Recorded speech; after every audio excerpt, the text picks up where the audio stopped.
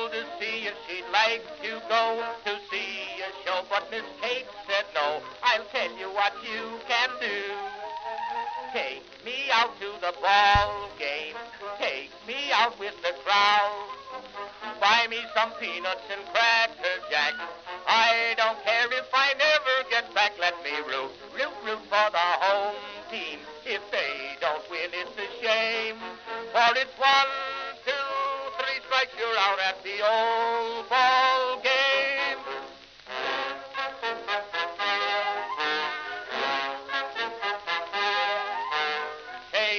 Casey saw all the games, knew the players by their first names, told the umpire he was wrong all along, good and strong. When the score was just 2-2, Casey knew what to do. Just to cheer up the boys she knew, she made the gang sing this song. Take me out to the ball game, take me out with the crowd. Buy me some peanuts and cracker jack. I don't care if I never get back. Let me root for the home team. If they don't win, it's a shame. For it's 1, 2, 3 strikes, you're out at the old ball game.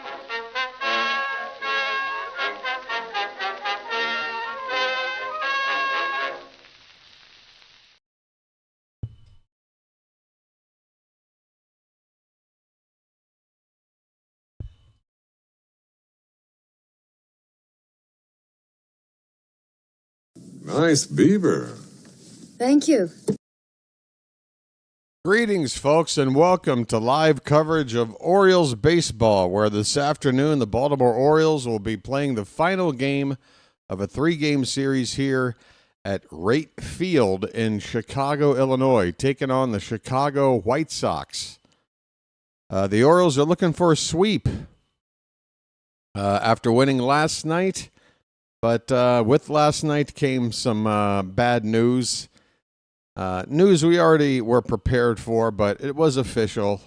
Despite winning last night, the Orioles, due to some other results around the league, were officially eliminated from playing October baseball.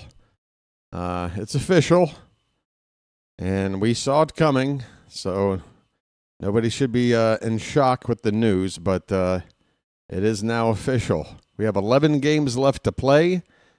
We have a maybe 5% chance of pulling off something crazy and finishing this season without a losing record. We can only afford to lose one more game over the last 11. Today's a good way to keep the win streak going. And starting tomorrow night, we return home for our final homestand. 7 games, 4 against the Yankees, 3 against Tampa. And then the season ends with 3 more games against the Yankees and the Bronx. So the season is winding down, and we're playing the Yankees 7 times. So there may not be a whole lot to play for. We are going to try to work our way out of last place. 2 games behind the Rays, 3 games left to play head-to-head. That is pretty much the only achievement this team can reach for in these final days. Right. Let me open up the Twitter feed. I don't think there are any major notes. We have confirmed the starters for the Yankees series.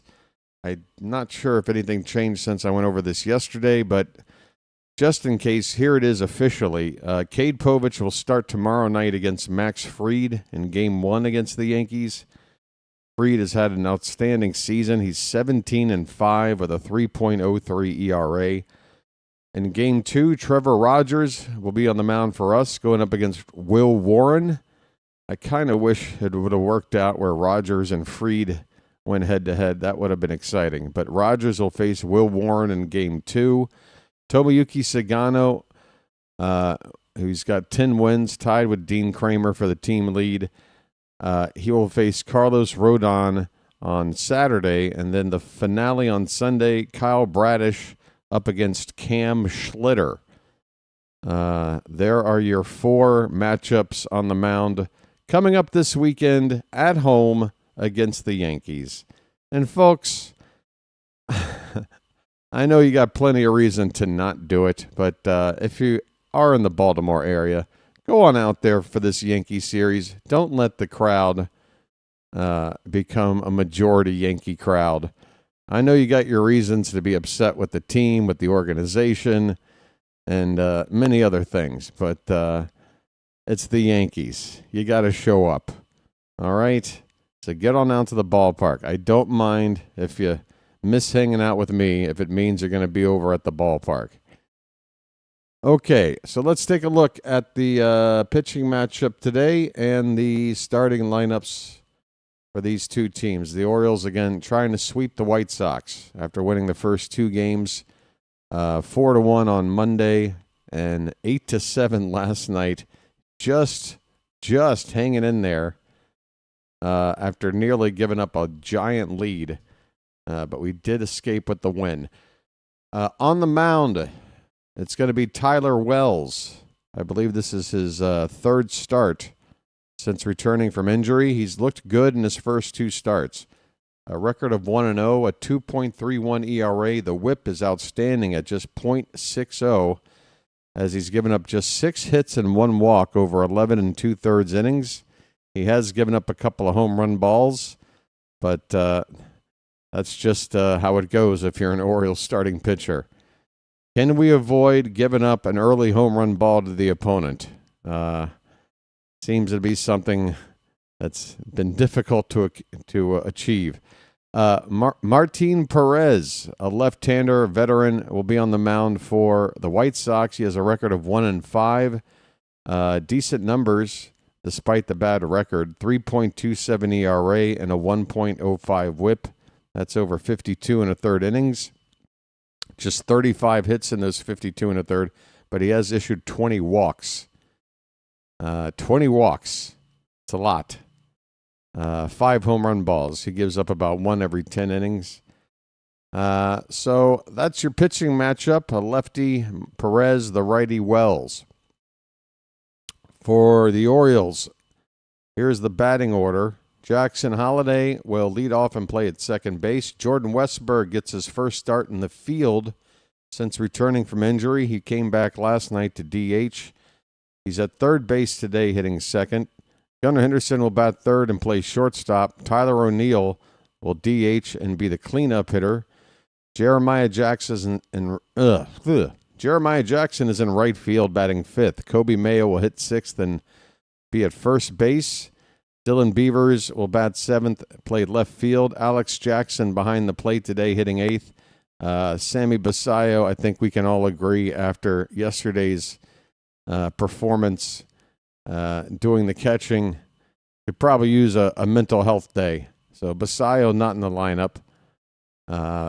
And we're facing a lefty anyway, so probably a good chance to give him a break. Jackson will hit eighth and do the catching, and folks, you know how I feel about it, but whatevs. Jorge Mateo is in center field. Jorge Mateo is in center field and batting ninth. I apologize for Baltimore. I know. I apologize for Baltimore. Before the ball game, Mancelino was asked about his thoughts about playing Jorge Mateo in center field. So it's not the best option, but it just is what it is. Well, that makes sense. So I know you might want to give Colton Cowser a day off. No thought of maybe, I don't know, playing Dylan Carlson in center field? Somebody who's actually an outfielder? Or So it's not the best option, but it just is what it is. Okay. Okay. All right. Well, I mean, you're telling me. I mean, if it is what it is, then there's really no argument to be had. David, after yesterday, I wouldn't even DH Sammy. Again, it's a lefty on the mound. Just give him a mental day off. Yesterday was a disaster for Basayo. It was a disaster. I would have rather him sitting in the dugout the entire game, hopefully with a coach sitting next to him, talking about some pointers about how to prevent wild pitches from getting away. It nearly cost us the game last night. despite having, a 6-run lead at one point. Give him the day off. I'm okay with it. He's been in the lineup pretty much every day lately. It's not crazy for him to have a day off. It's a day game after a night game.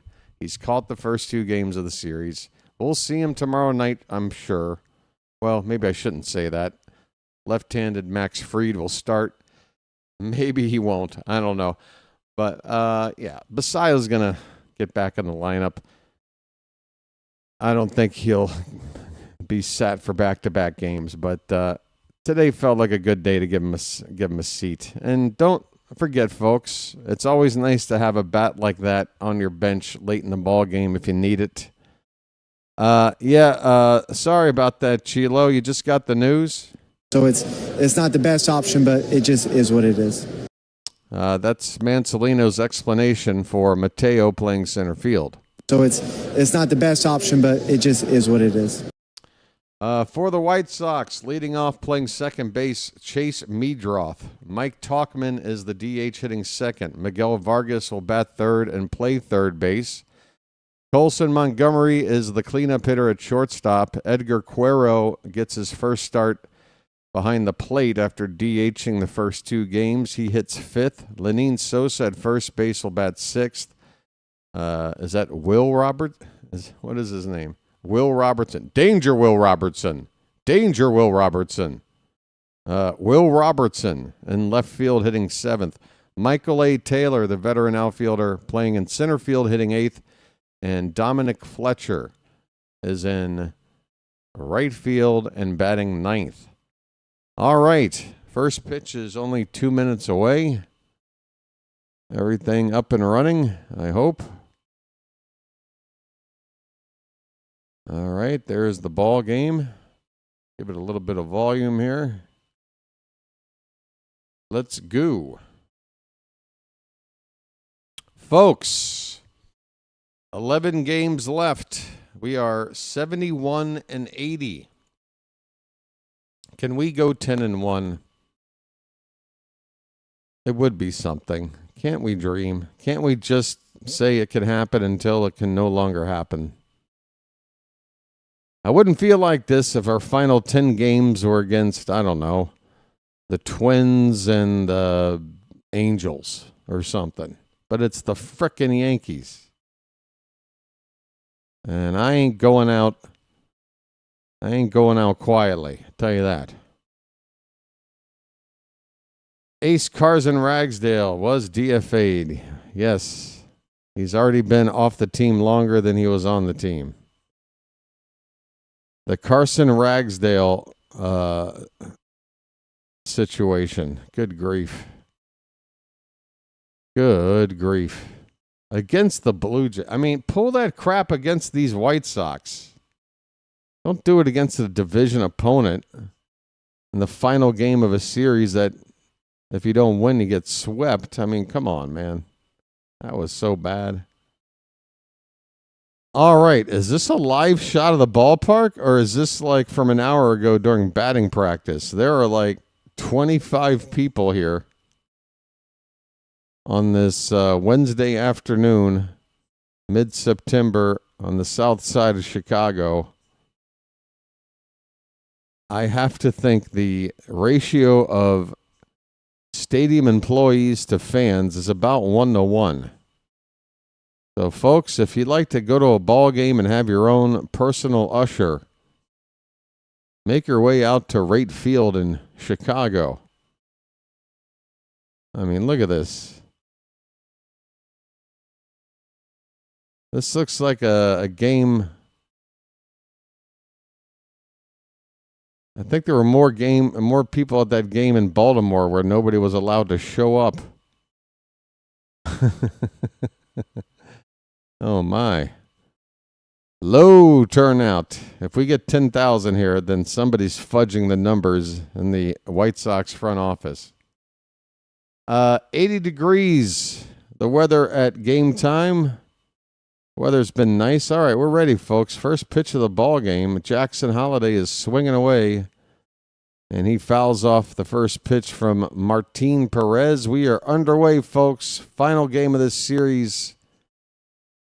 And final game of this road trip here. The 0-1 Holiday is over the plate but low. 1-1 the count.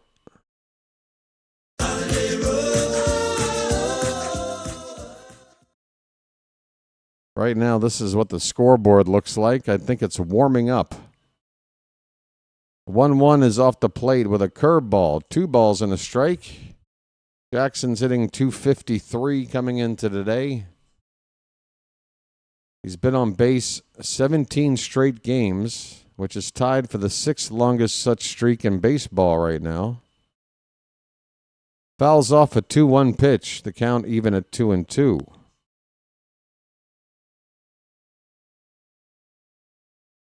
If we crush the Yankees, we can knock them out of the wild card. Yeah, it would have to take that plus some help. I mean, who is the first team on the outside looking in? Because for a while now, it's been Yankees, Red Sox, and one of the Mariners or Astros. Whichever one isn't the division winner looks like the 3rd wild card. So it would have to take somebody else.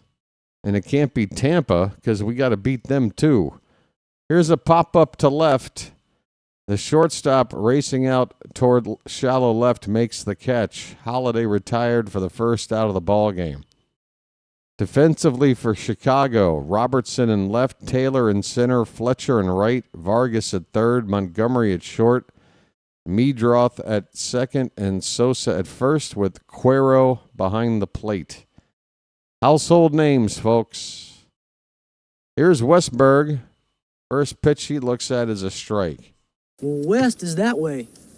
Charm City chat. Wow, is there anybody here who's a Magic member? Oh, there's Phantom, Chilo. Swing and a miss at 0-2. Let's see those Westberg emojis. We may not have much time. He's got an 0-2 count. Westberg looking for his first hit since coming back. He did get on base with a couple of walks last night. 0-2 pitch is just a bit low. That was borderline. 1 ball and 2 strikes.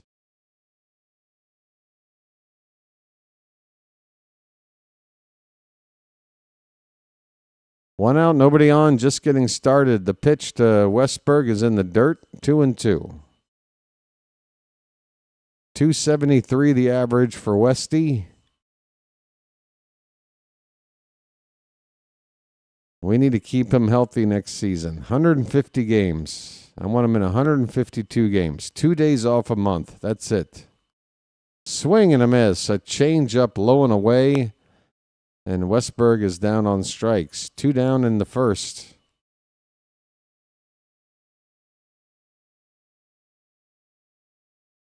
Gunnar Henderson up next. Couple of hits yesterday for Gunnar. Average of 272, 16 homers, 64 RBI. First pitch he goes after, fouls it off to the right.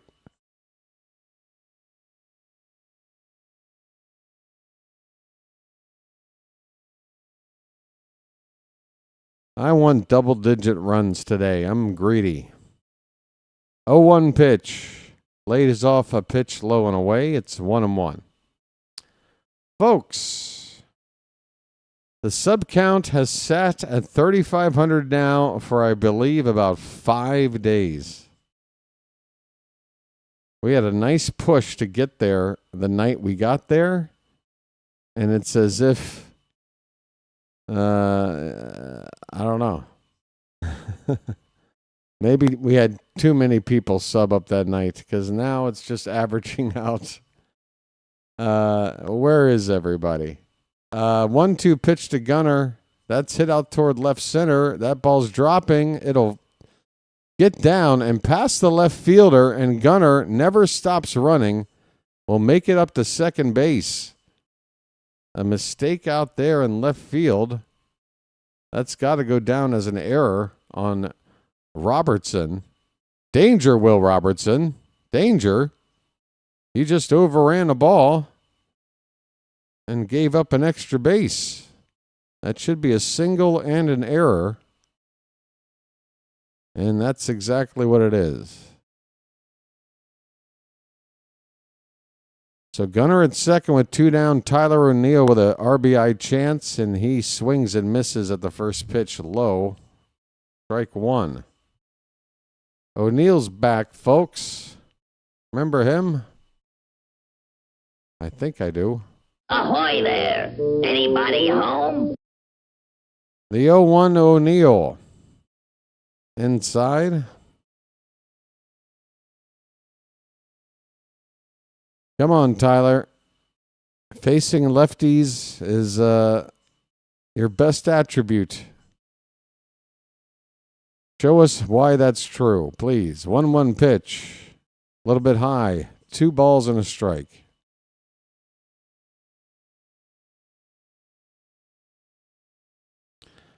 These two teams have worn the same uniforms for all 3 games.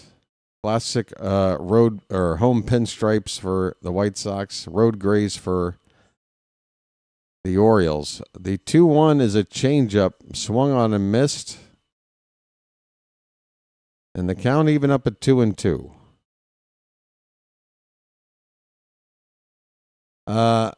Texas is 3.5 back. Yeah, that's a lot to do with 11 games to go. So yeah, not only would we have to really take care of business against the Yankees, like, I don't know, win 6 out of those 7 games, Texas is still going to have to play better than 500 ball on top of that.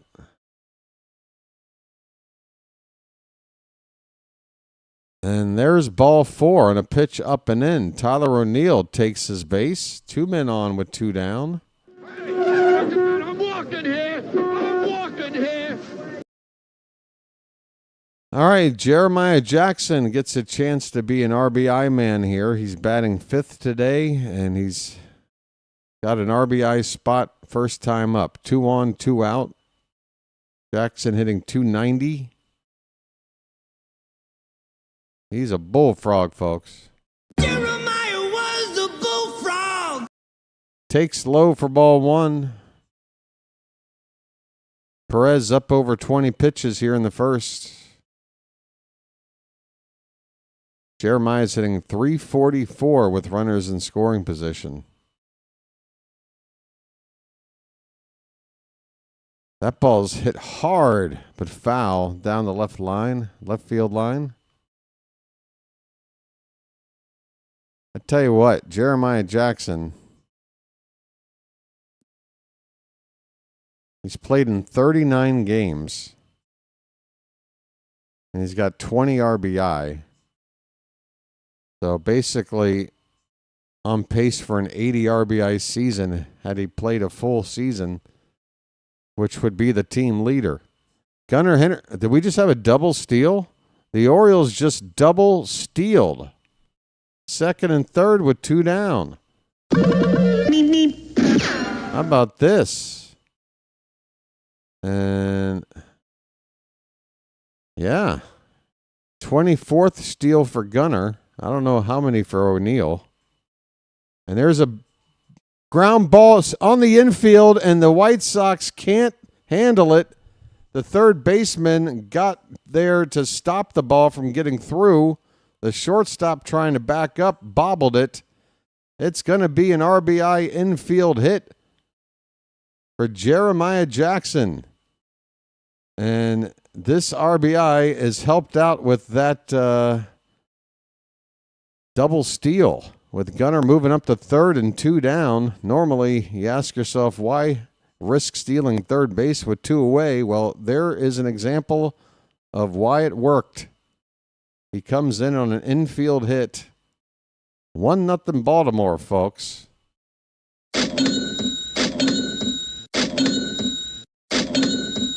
First and 3rd with 2 down for Kobe Mayo. Mayo with a 3-hit game last night. The 1-0 is low. 2-0. First bugle of the day.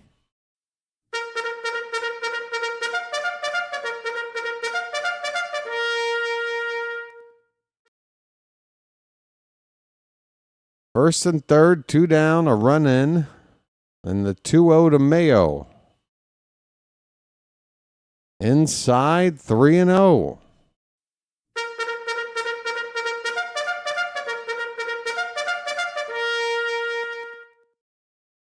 Mayo has gotten better at chasing bad pitches month to month here. 3-0 pitch.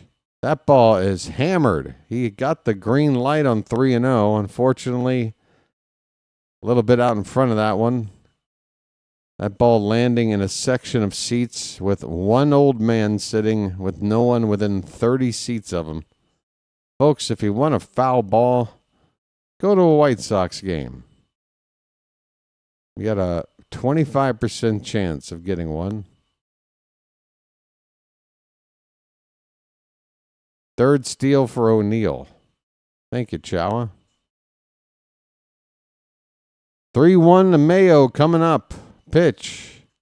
Outside, ball 4. They're loaded up, folks. I'm walking here. I'm walking here.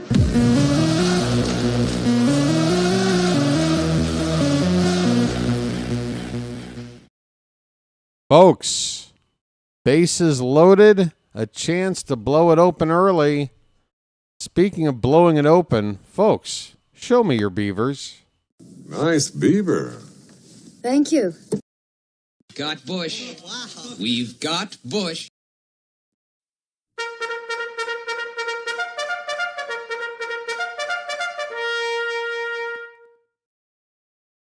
All right. Beaver fever.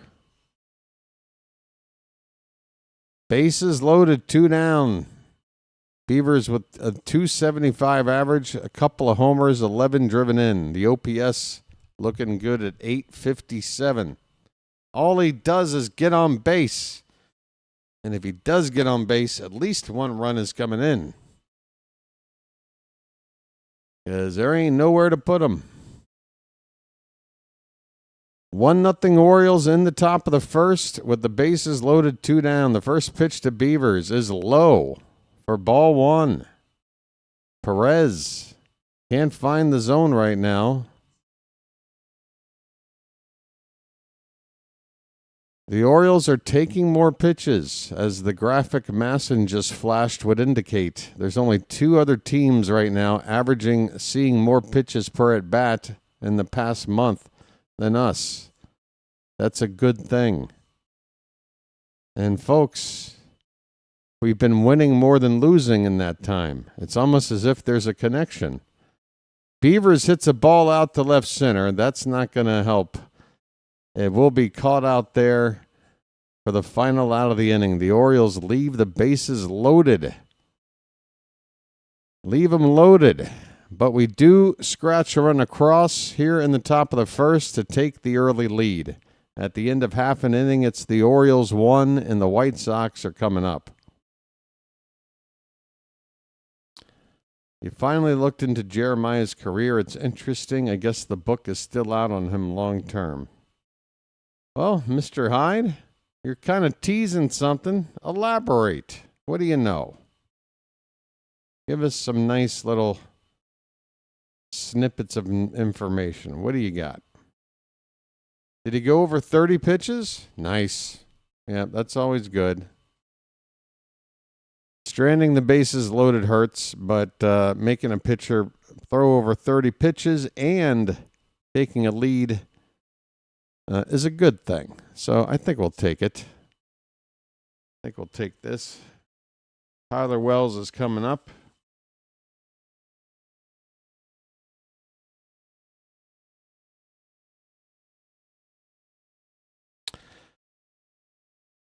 Oh, man. Yankees coming to town tomorrow night. Come, bring them on. Bring them on. Folks, if I call this game today with, not the level of enthusiasm that you're used to, just know that I'm doing my best to store as much energy as possible for this final push, the final 10 games after today.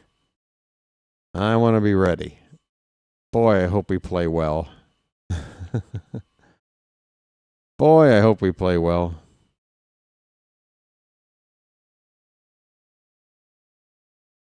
You like the Yankees, but you love the O's. Michael, No offense. I'm not sure if those two sentences are possible to be next to one another.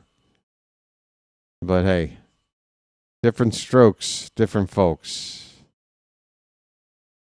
You have every right to root for whoever you want, but I can't make sense of that. Here's a ground ball foul on the left side. First pitch to Chase Meadroth. Chase is hitting .270 with 5 homers and 23 RBI. 0-1 from Wells. Swing and a miss. Fastball. Just a straight fastball right in there for strike 2. Meadroth has a 12-game hitting streak going right now, hitting .439 over that time period. He reaches for one on a low pitch, serves it out to right. Jeremiah Jackson out there will make the catch. 1 down. Defense for the Orioles, Beavers in left, Mateo in center. Jeremiah in right field, Westberg at third, Gunnar at short, Holiday at second, Mayo at first, and Alex Jackson behind the plate. Mike Tauchman up, hitting in the third different spot in the order in these 3 games. He hit leadoff game 1, batted 5th last night, in the 2 spot here today. Got a 1-0 count. Looks at strike 1 on a change-up to even up the count. Tauchman batting .263.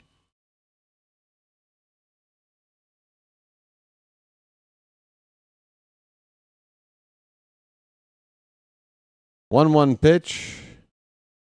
That is fouled straight back. 1-2.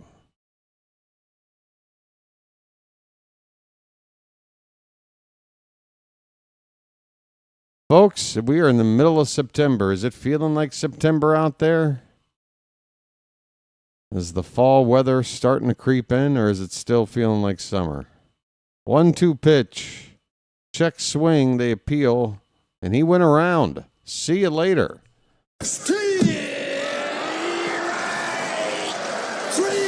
Well, y'all come back now, you hear? A high fastball from Wells. Tauchman went around a little bit too much. 2 down in the inning.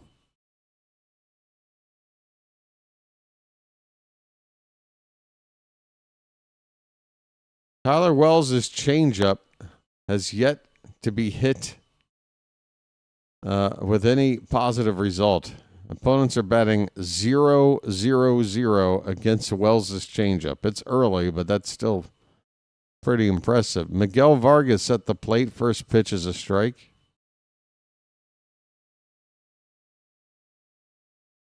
Lifts this one foul. It's 0-2. Starting to feel like the fall now. Oh, it's my favorite time of year. I can't remember hardly what it feels like living here for the last decade, but I love the fall weather. There's a called strike 3. A 3-pitch strikeout of Vargas, ending on a curveball that nips the outside corner. Tyler Wells looking sharp.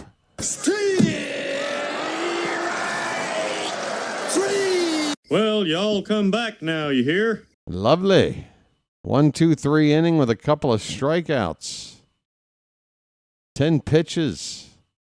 What more do you want? Hey there, Jeremiah. Stopping in. Why don't you stay a while? Why don't you stay a while, sugar? Well, I appreciate you hitting the like. Appreciate it. If we had an outfield of Jeremiah, a Hezekiah, and a Jebediah, we could get more Amish fans. I don't know about Jebediah. I'm thinking... oh, shoot, I forget. What's the name of that character from Children of the Corn? I forget. What's the name of that character? Help me out. Darn it. I'm going to find this name. Malachi. There we go. Yeah. We got to get a Malachi in there. Is that possible?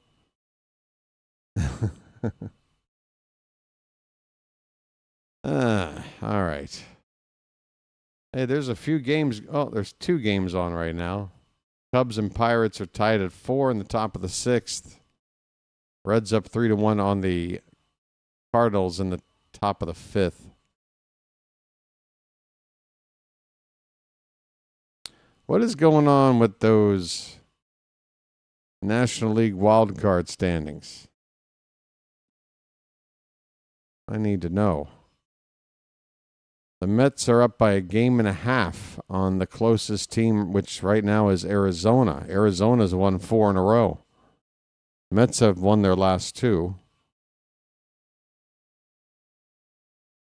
Arizona up a game and a half on the Reds and Giants. So it's looking like the Diamondbacks are the one team with a shot to leapfrog the Mets. Alex Jackson with a fly ball to left field. And he will make the first out here in the top of the 2nd inning. Mets fans aren't happy with Mullins. Well, that's fine. At least Said will know that there's a lot of fans here in Baltimore that loved him. Some people who claim to be Oriole fans have been saying for years now that they wanted to move on from Said. Here's Jorge Mateo. He's got a 1-0 count. Make it 2-0.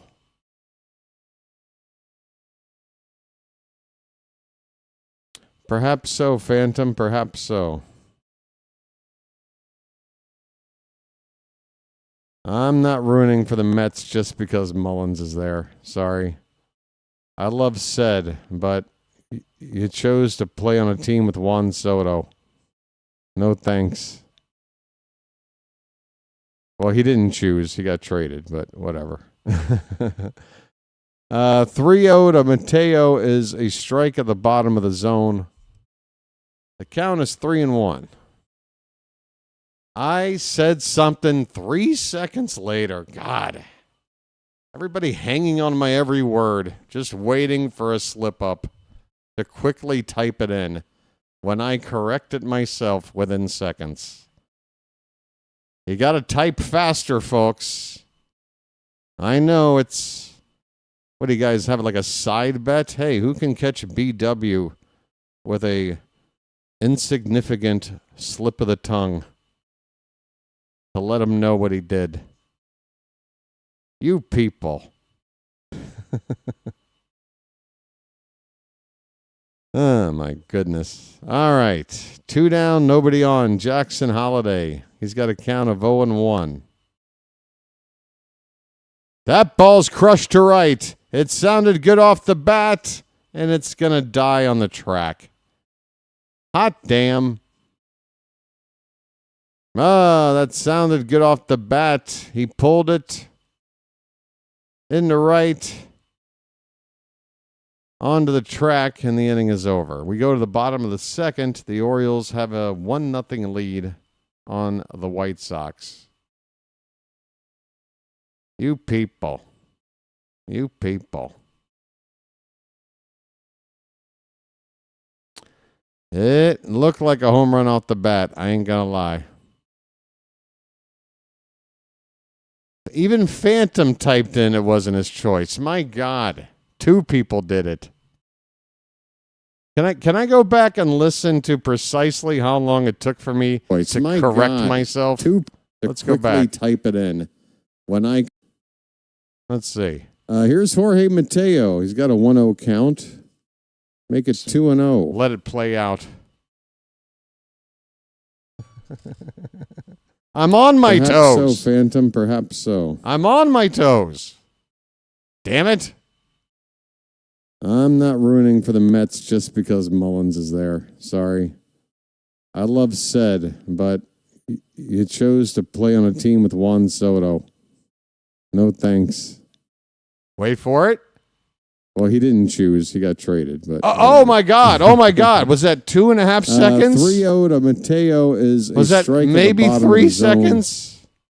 The count Was is it the 3-1. very next thing that I said? I said something 8 seconds, my ass. You want to hear it again?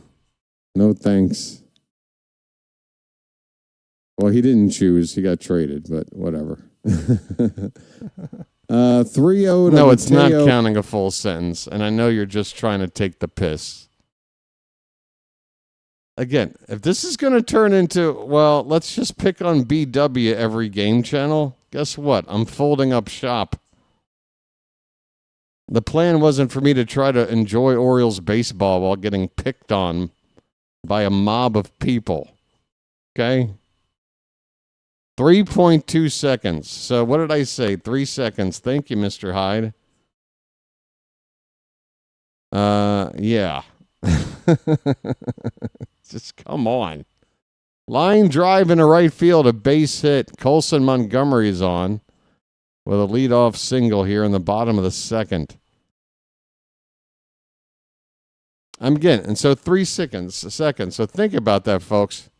Within 3 seconds, you heard something, picked up whatever device to start typing in something. By the time you sent it, I had already corrected it. But you sent it anyway. Oh, my. Edgar Cuero. I'm only harping on this because I find it amusing. I'm playing a role right now. Does anybody think I'm legit upset? I hope not. Edgar Cuero with a count of 0-1. Runner at first, nobody out. Not counting the sentence. I think you have to count the final part of the sentence. The part that's in question. I'm done. Another base hit. Back-to-back singles here for the White Sox. Maybe we should focus on the game, if only for a minute, because we're in a little bit of trouble here. White Sox with 2 men on, nobody out. Lenine Sosa up to hit next. My goodness. Oh, yeah, Mr. Hyde. I would never accuse you of being a stickler for the 0.2 of a second difference between what I just threw out there as a guess and what the true time was. I was way off. I didn't mean to exaggerate. Here's the 1-0 to Sosa. There's a strike, a cutter, top of the zone. It's 1-1.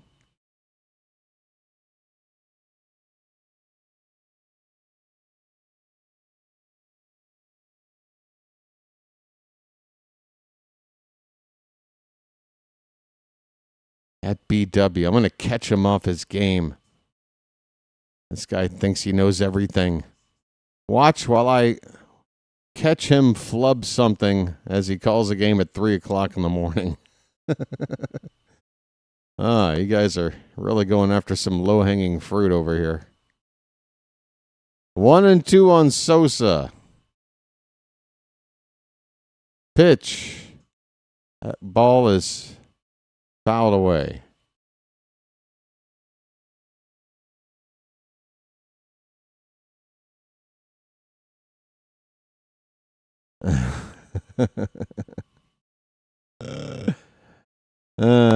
Folks. Now, would Dodger fans treat Vin Scully this way? I don't think so.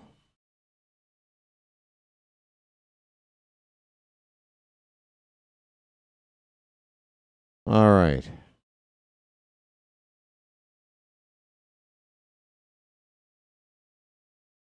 One and two the count on Lenine Sosa. Here comes the pitch. Fouled away again. We are in the bottom of the second inning. The Cubs, the White Sox, 2 men on with nobody out. First and second base. 1-0 lead for the Orioles at the moment. Long at bat here, even though the count's just 1-2. Pitch. Another foul ball. Another foul ball.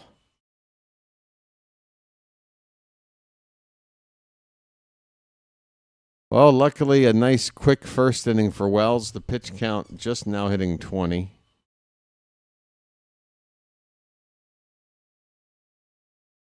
Another 1-2 to Sosa. My game just froze. And now my screen went black. Now what? Holiday over to Gunner, back to first. Folks, a double play.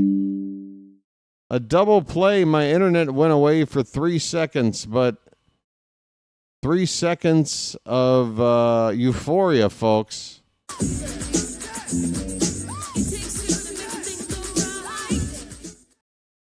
Two down with a runner at third after a double play ball. 4-6-3. Sorry that my internet dropped out for a sec. Here's Robertson. First pitch to him swung on and missed.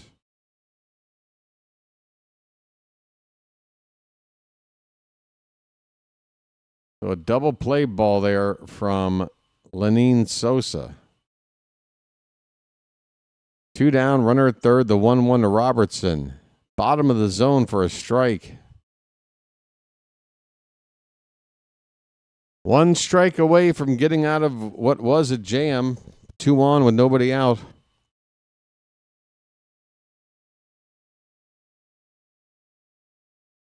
That pitch low and away, change up from Wells.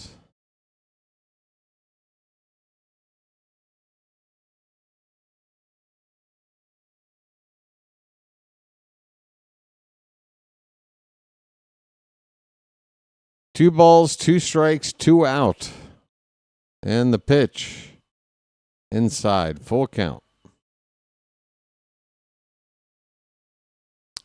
Wells' ERA, yes, right now at 2.03. 1 or 2 more outs. He'll be sub 2.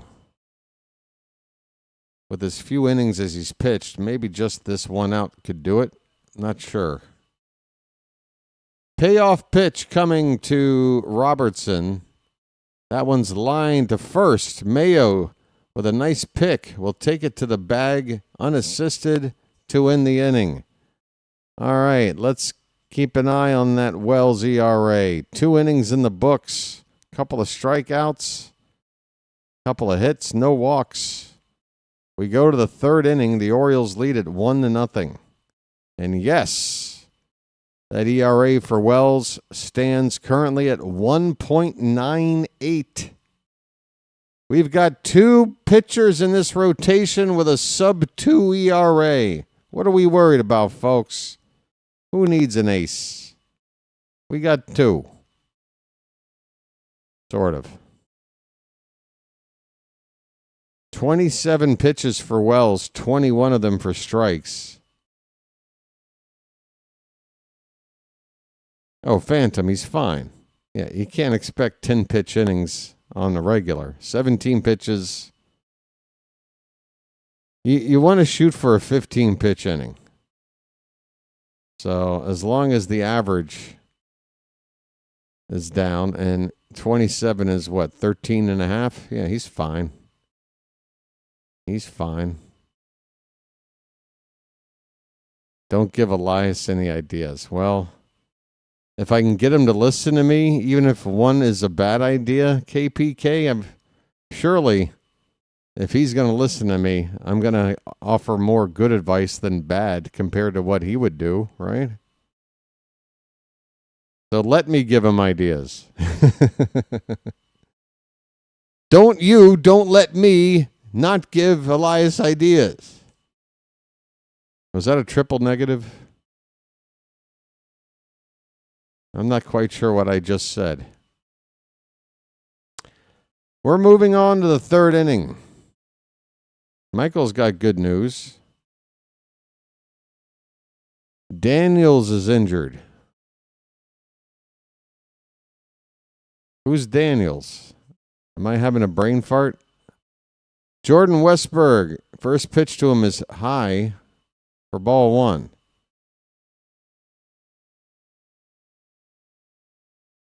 Oh, that could be true, KPK. I hope so. It all depends on how well I play. That game can really be I swear it's scripted, these sport video games. They don't let you just... Because, trust me, folks, you'll see it when I start up the gaming stuff. I've been playing the show for so long, whenever I get the latest version, whatever it might be. We got a 3-0 count on Westberg, by the way. And that's a called strike. Looks like the umpire gave Perez an inch off the outside on that call. 3-1. I've been playing the show for many generations of the game, and every year I get it. I know exactly how to go right into the options. Ground ball to short. Westberg will be retired. 6-3 on the putout. 1 down. I know exactly how to go in there in the settings and set everything just right to where it's a very fair experience. I typically don't just sit there and crush home runs all the time and beat every team I'm playing 12-2. It's on as difficult of a level, I think, as I can handle.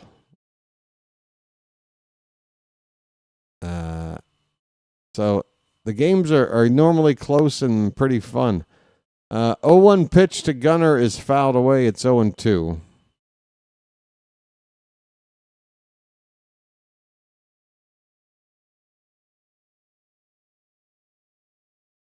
But sometimes you play that game, and you can just tell when the computer is starting to do something sinister to you.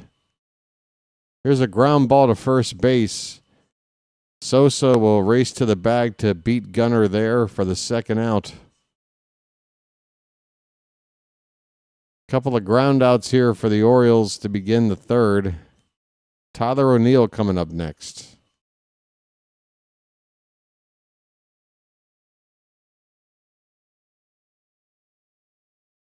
The biggest example of knowing when the game is cheating, and I'll use the word cheating, is when you're the pitcher, you're facing a computer batter, and the computer just decides that no matter what happens, you're going to not get that guy out. And, you got this little pitch meter that you need to accurately hit, and if you hit it like right on the money and normally you get a nice result.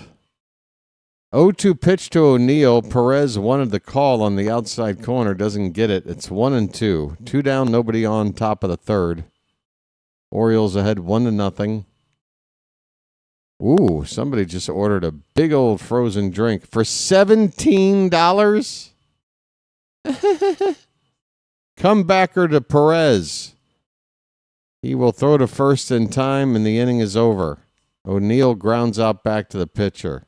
We go to the bottom of the third. The Orioles lead at 1-0. This guy with his $17 Slurpees. Give me a break. Hey, folks, who wants some sugar water for $17? It's cold, though. You're paying for the cold.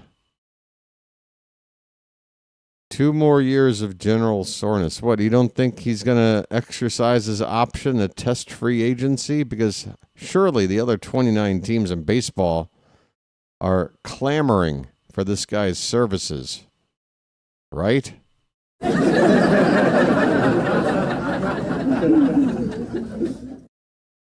Will the sub count ever get to 35-10? Holy cow. Folks, I've been averaging in the last 5 days 4/5 of 1 sub.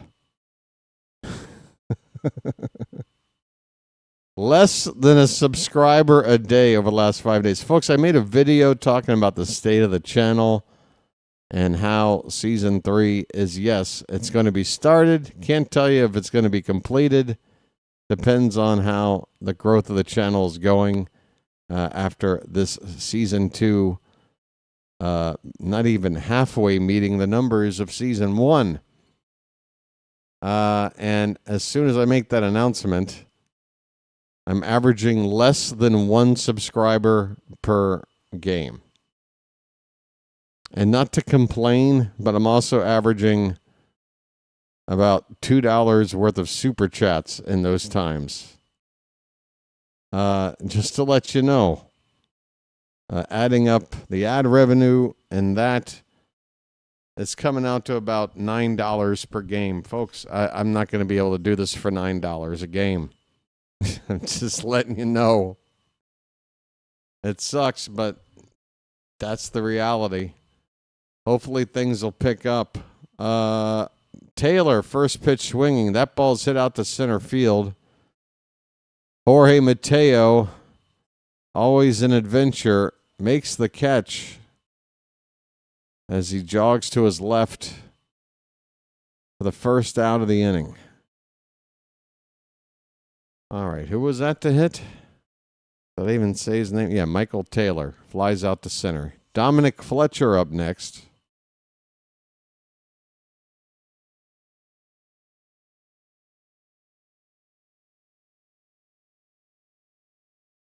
Fletcher hitting .231. He looks at a first pitch strike.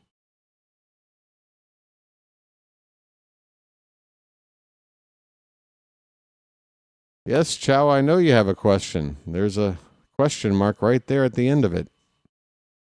It's a weird question, though. Feels more like a statement. Is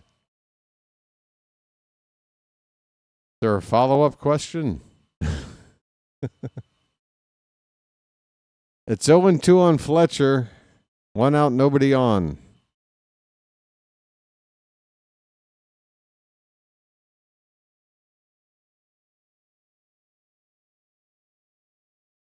I'm not sure about trying to get Zach Eflin back.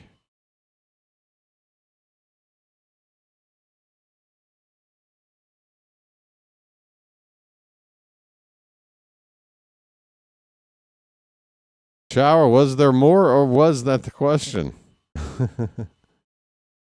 Is Rogers going to pitch in the Yankees series? Yes. I went over all 4 matchups and I'll do it again here for you.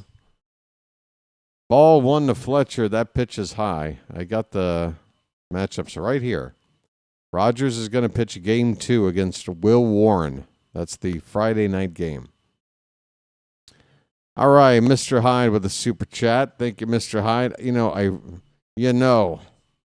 I got pride like anybody else. It doesn't feel good to basically beg for support, but hey, there's only a handful of games left in this season. Trying to finish on a decent note here, and a super chat like that helps out, Mr. Hyde. It does. Thank you so much. Let's up the average, he says. Message for you, son. It is 1-2 on Dominic Fletcher. So I hope you guys don't mind if I do bring it up once or twice down the stretch every game. The hat has now become a collection hat.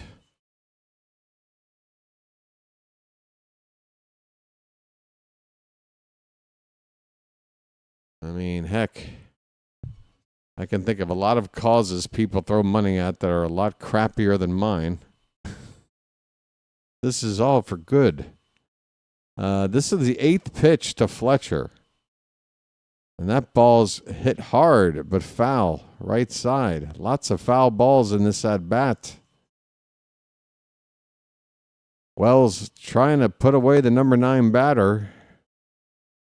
But he's being a pest.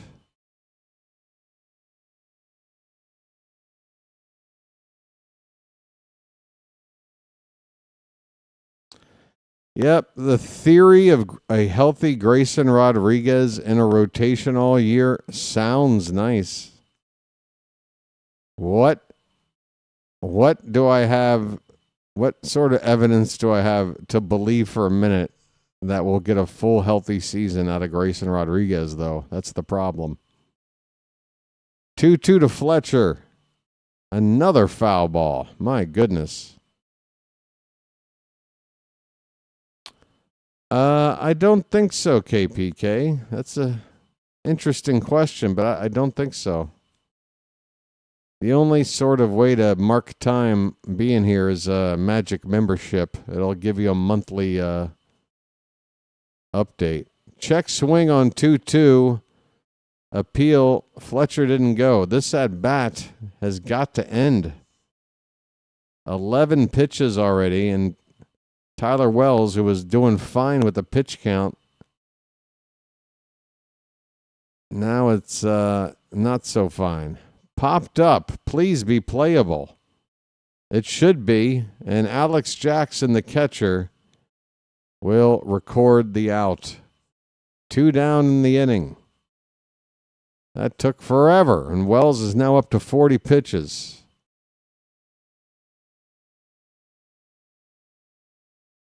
Yeah, you could do that, KPK. Obviously, that's a time-consuming venture, but it's possible. Sean, I've got a website that's like a cup of coffee kind of a thing for content creators and such. It's like a donation site. Ko-Fi, Ko-Fi. And since you brought it up, I'll drop the link in there. Since you brought it up. But yeah, any donations made in this area here is, they don't take a percentage as much as YouTube does. There's the link. And again, I'm not saying go there now and donate, but if you just want to look at the website, judge for yourself that it's legit, you're more than welcome to. Chase Meadroth is at the plate, and the count is 2-1. And there are options to be members on that side as well. You won't get the clout you get here with the binoculars and the emojis and all that. 2-1 pitch is hit out to right center field, and Mateo will chase it down to end the inning. Wells winds up facing 3 batters, but he had to throw a lot of pitches, mainly to Chase Meadroth there. We're through the bottom of the 3rd, on to the 4th inning, 1-0 Baltimore.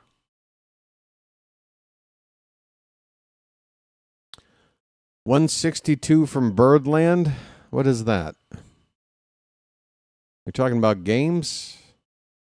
Anytime I see 162, I'm thinking about games in a season. But then there's a decimal .00, and now I'm confused. Hey, folks. 4th inning coming up.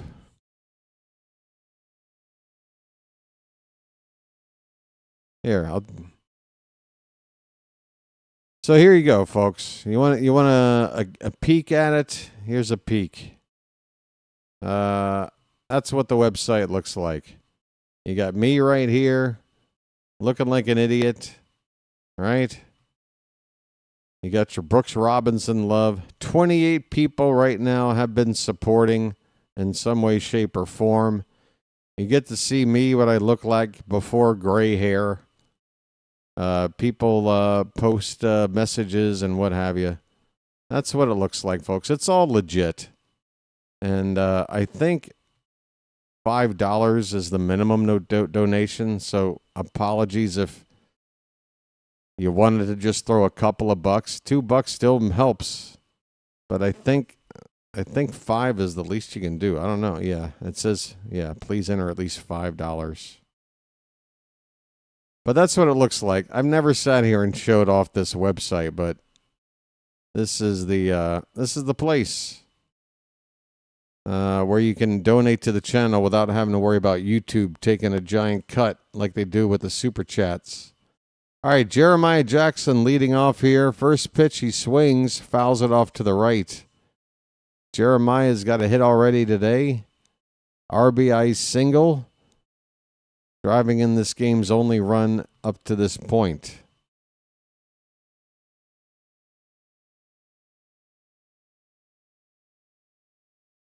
Inside to Jeremiah, the count is 1-1.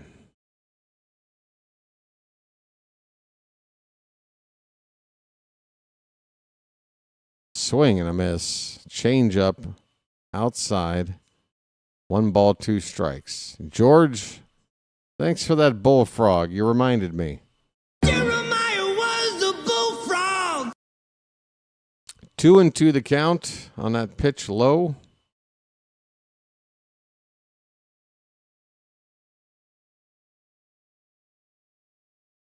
Here's a ball hit on the ground to short. Montgomery. Routine play. Jeremiah retired, 1 down in the top of the 4th.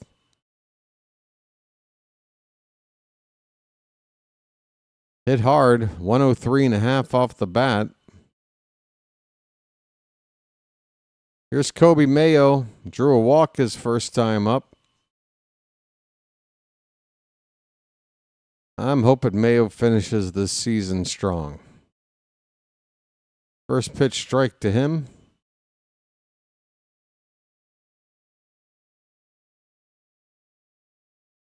How, David? It's Orioles White Sox on a getaway game. What can he do?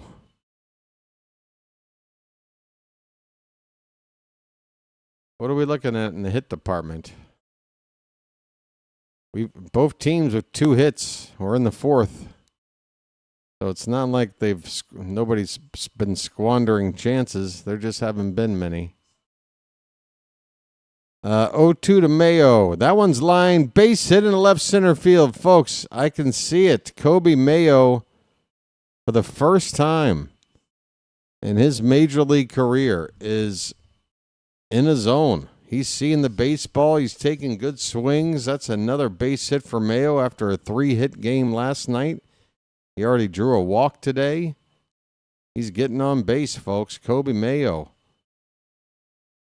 We need you to be red hot for this upcoming Yankee series, my friend. Don't let it all get used up here. Beavers turns on the first pitch and fouls it off. 0-1. Folks, Beaver time. Nice Beaver. Thank you. Nice Beaver. Thank you.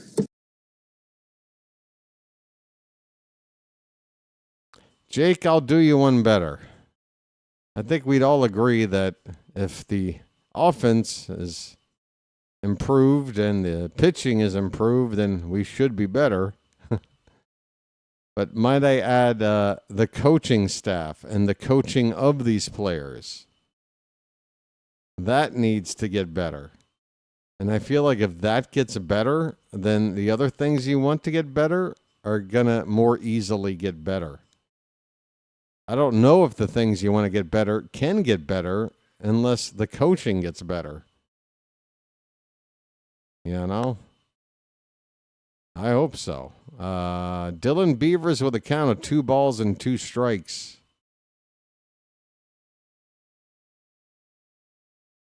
We might get him back during the Yanks series, Phantom. I'm not sure. I mean, after the Yanks series, there's only 6 games left in the season. It's right on the cusp. Beavers to right. Stay fair. That ball is gone. Bye, birdie. Dylan Beavers. Show me your Beavers. Home run number 3. Second of the series. A no-doubt shot to right. 398 feet. It is 3-0 Baltimore.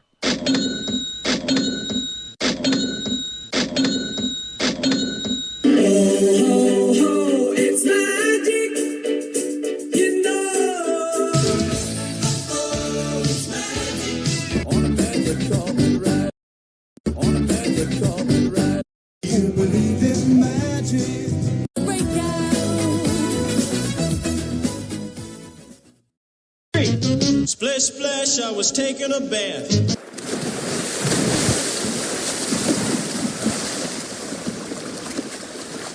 All he does is get on base.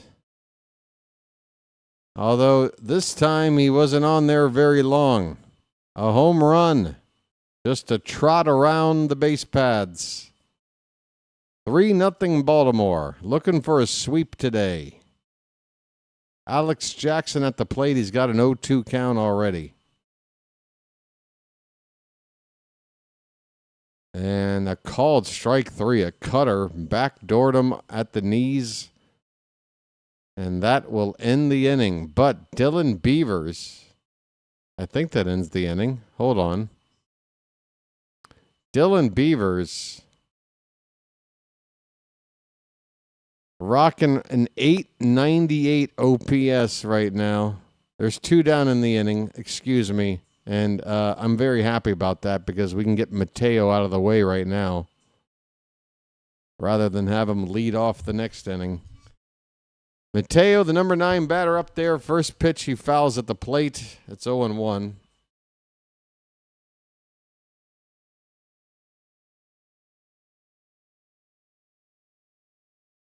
Next pitch, grounded, fair ball. Jorge, forgive me. Forgive me for just assuming you'd make a final out here. Mateo sneaks a ball down the left field line for his 4th double of the season. He bounced it right in front of the plate and still able to get it past the third baseman. So a 2-out double with plenty of speed. If Holiday can get a ball into the outfield, get another run in. Jackson Holiday fouls away the first pitch.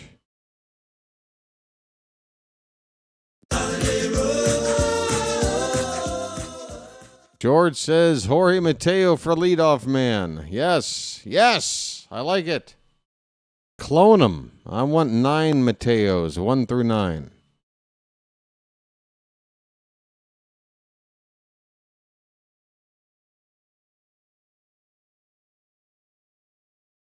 Oh and 1 on Holiday. Perez with 3 looks at Mateo, and the pitch is a foul tip, strike 2.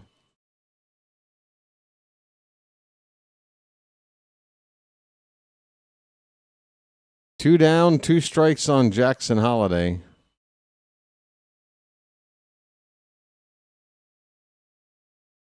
Two runs in the inning.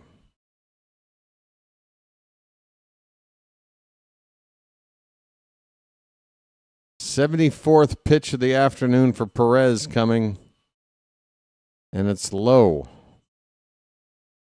1 ball, 2 strikes.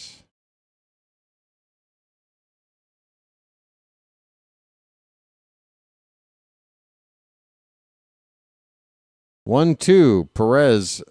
There goes Mateo, and there won't even be a throw. Folks, Mateo swipes third standing with 2 down.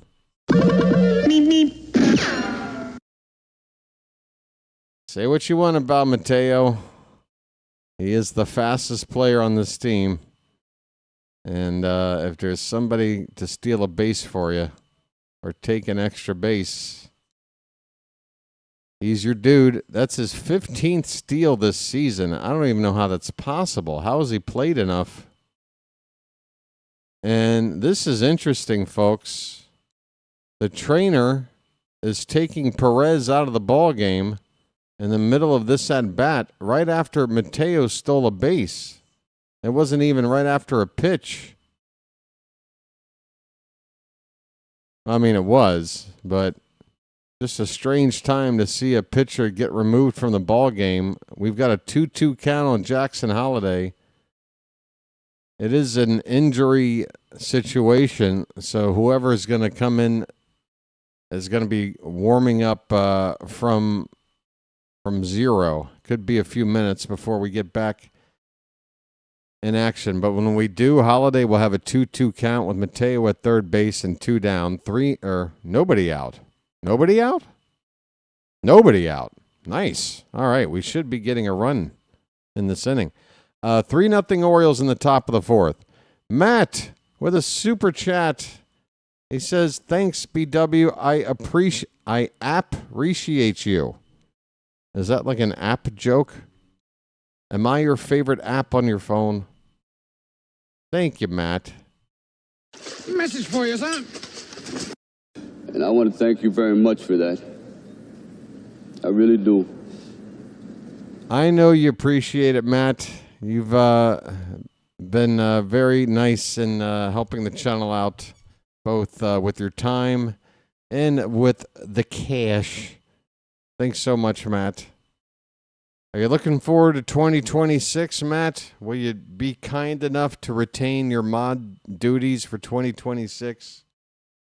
What do you say? Why was I about to drink this coffee? This is yesterday's coffee. Folks, I need to make a emergency beverage change. I'll be right back.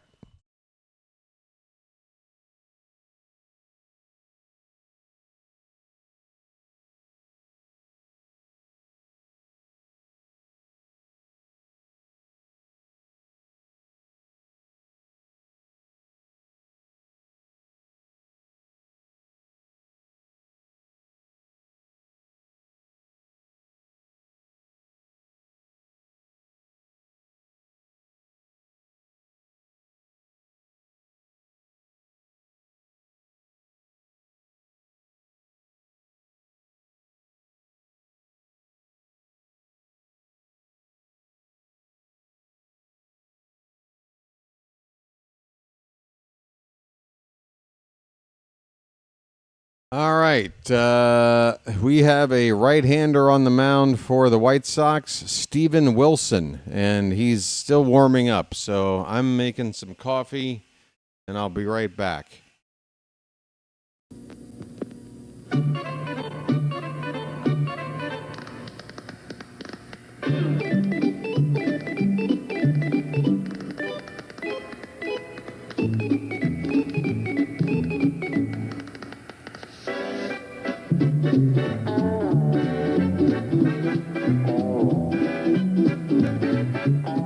He met a strange friend in the Chesapeake Bay when Mondi the Monster...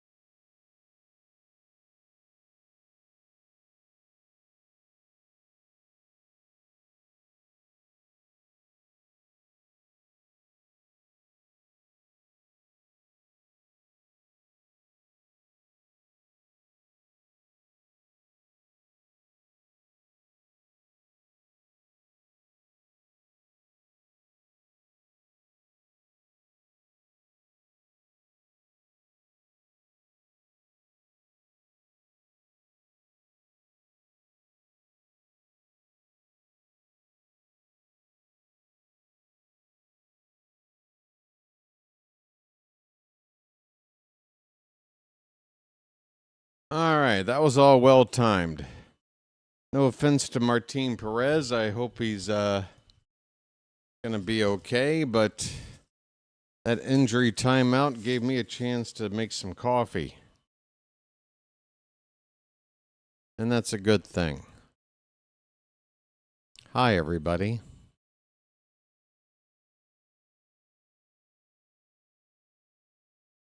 They say pitcher felt something in the elbow. Earlier statement feels like a fake injury situation. Yeah, I mean, when it comes to pitching, I would never guess anything's fake because there's so many injuries. So many. All right, Mateo's at third, 2-2 the count on Holiday. Wilson in to pick up where Perez left off on this 2-2 pitch, and wow. Just Just absolutely breaks off a beautiful sweeping pitch on the outside corner at the knees to strike out Holiday looking. The inning is over. Mateo stranded at third base. Really, Perez, you couldn't just throw one more pitch? Damn it. All right. We have a lead here. It's 3-0 as we go to the bottom of the fourth. 3 runs, 5 hits, no errors for Baltimore. No runs, 2 hits, 1 error for the White Sox. What's going on with my inbox? Oh, somebody donated to Ko-Fi. Would you look at that? Wow, a nice donation. Okay. Does the person who donated would they like to be identified and given credit, or do you want to keep it anonymous? That's another reason for the existence of that secondary donation site. You know, some folks don't want to announce who they are or how much money they might contribute to the cause and all that stuff. And if you do it over there, you can do it anonymously. Person who sent me a very generous donation on Ko-Fi, would you like to be given credit and a thanks, or would you like to keep it? Wait a minute. How would you answer that without identifying yourself? I don't know what to do. But hey, I know who you are, and I want to say thanks. I just don't know if you want me to say. So I'll leave it up to you to acknowledge yourself, and then I'll be able to say thanks publicly, okay? Appreciate that. Hey, folks, we got about 100 people here. About 53 have hit the like button. I think we can do better. Trying to get the likes up to 100. That's the baseline. All right, Mike Talkman will lead it off for the White Sox. 2, 3, 4 hitters due up. First pitch, curveball from Wells is low and in for ball 1.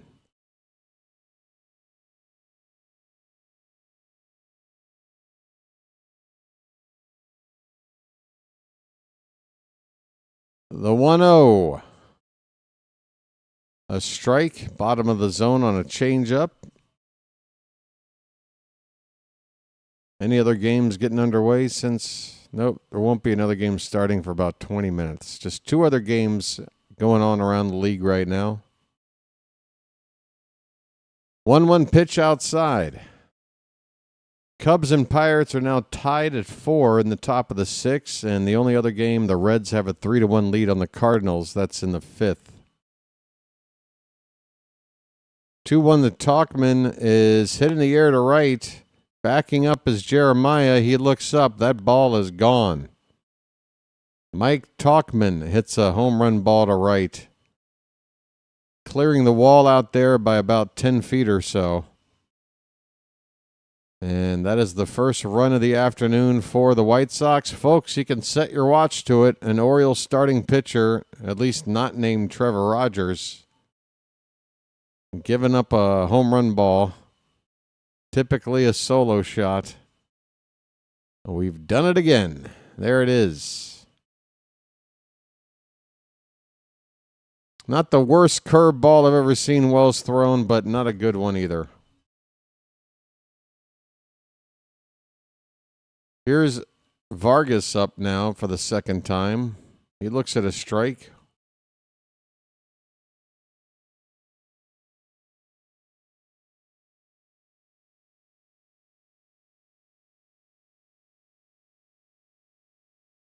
That ball is low and away, 1-1. Well, apparently, Phantom, we have a lot of fly ball pitchers because Kramer gives up that home run ball. Sagano gives up that home run ball.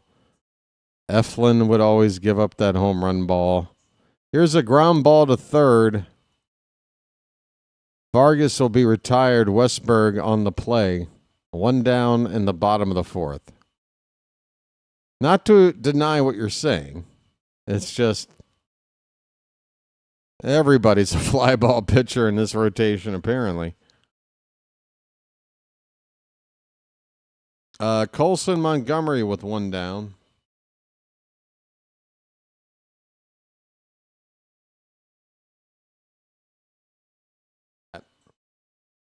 that basil? Great. I had some basil stuck between my teeth. Boy, I hope that showed up on camera. 1-0 on Montgomery. That is ball 2. That looked pretty good. Top of the zone. We don't get the call. 2-0.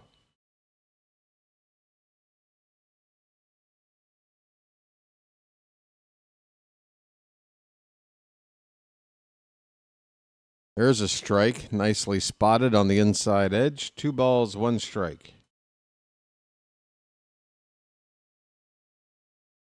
Yeah. Yeah, and, being a fly ball pitcher isn't necessarily a negative trait. There's been successful fly ball pitchers out there. It's all about inducing contact that isn't, barreling up those balls and getting crushed. You want to get those lazy fly ball outs. But sometimes, yeah. Montgomery on a 2-2 pitch. Reaches for one, fouls it away. We'll do it again.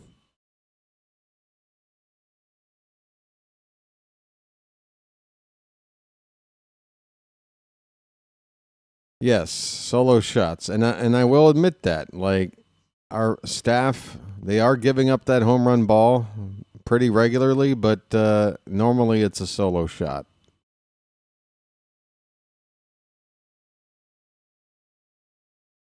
I mean, Sagano, I feel like this last start he made was the first start he's made in I don't know how long where he didn't give up a first inning solo home run to somebody. 2-2 pitch, that's popped up. Should end the inning. Right behind second base, Gunner, who is shifted that way, will make the catch. 2 down. So if Wells can get this next batter on a couple of pitches, he'll be right on 15 per inning, which is right about where you want to be. I mean, less than that obviously is good, but you just don't want it to be much more than that. Edgar Cuero at the plate. That's a called strike.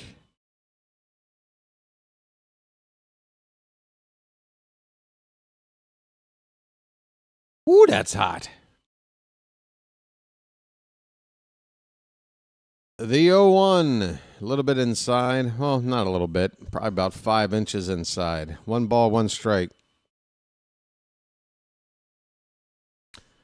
William, probably it has everything to do with money when it comes to choosing locations to shoot things. It was probably cheaper to shoot in Milwaukee for whatever reason. Could be a tax thing. I don't know. But from what I recall, they did use the Brewers County Stadium, right? I can't say for Major League 2. I've seen Major League 2, but I don't think I've seen it since it came out. I can barely remember that movie. I remember they brought in a Japanese player. That's about the only thing I remember.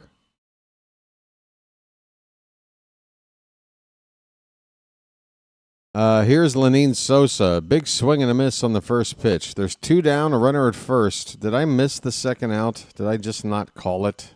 I might have spaced out there for a minute. I apologize. There's 2 down and a runner at first. 0-1 to Sosa.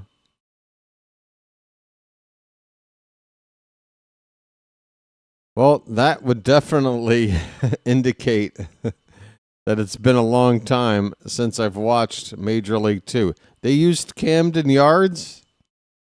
I have no recollection of that. How were they able to have this giant warehouse show up in the movie and them to somehow play it off like it's Cleveland? Like, I get it. Cleveland Municipal Stadium and Milwaukee County Stadium, they were both, rickety, multi-purpose, metal bleachers, crappy ballparks that, were basically one and the same. How did he get away with going to Camden Yards, which at the time was like one of the newest parks in baseball? And, Looks nothing like those other two ballparks.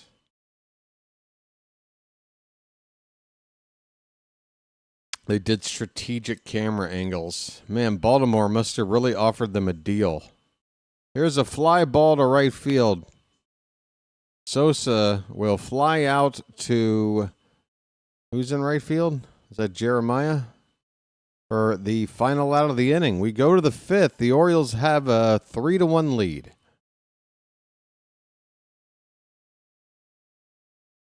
That's just nuts. They never panned up in right field.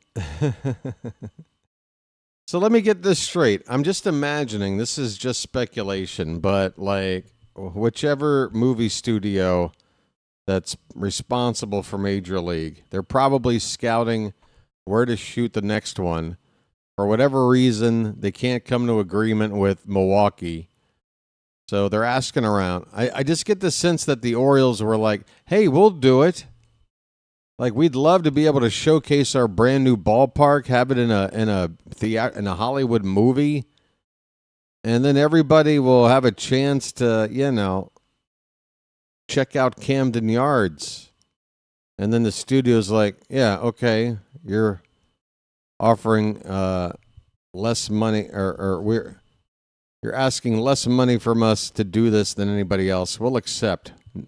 With the Orioles not knowing that basically they'd shoot it in such a way to where you would never know it was Camden Yards. So what was the point? You know what I mean? Like, I feel like the Orioles thought maybe it would be like free advertising for the ballpark. But then they shot it in a way where the whole purpose was to convince you it was anywhere but Baltimore. I don't know. Hey, is that Melvin Mora? Folks, Melvin Mora, Friday, September 19th for 1 hour on Utah Street, is going to be signing some autographs. Get on out there, Friday the 19th. You got Yankees in town. You got Melvin Mora signing autographs. What the hell more do you want?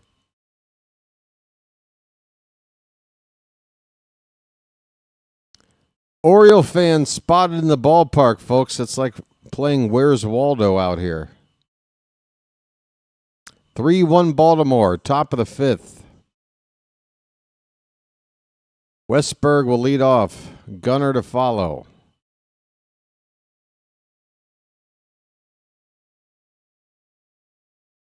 First pitch right in there for Westberg. Strike one.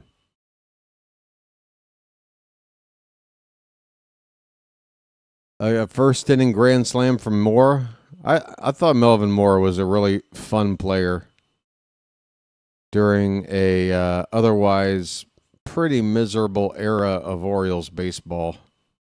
I mean, that's like into the 90s, into the early 2000s, right? There wasn't a whole lot going on for us, but Melvin Moore was a good player. Did we get to 35 or 35-10? Did we? Westberg looks at a pitch outside. It's 1-2. 35-10. Folks, the sub count has moved for the first time since, gosh, I don't know. Pitch outside. It's 2 balls and 2 strikes. Thanks for the update there, Froggy. Do I hear 35-20? Yeah, Brian Roberts. B-Rob. We went to the same college. So, yeah, he must have joined the team about, what, 01, 02?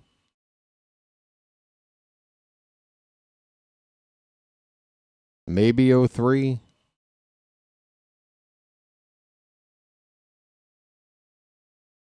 We had Larry Bigby.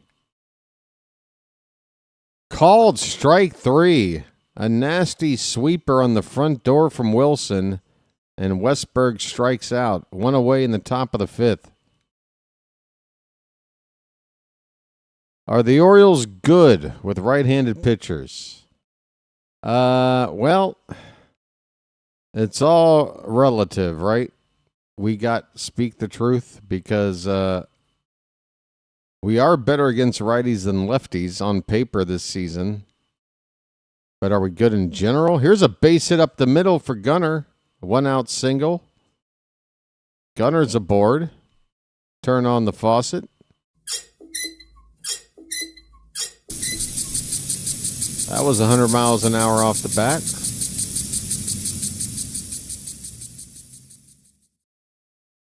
Scoreboard froze. Okay.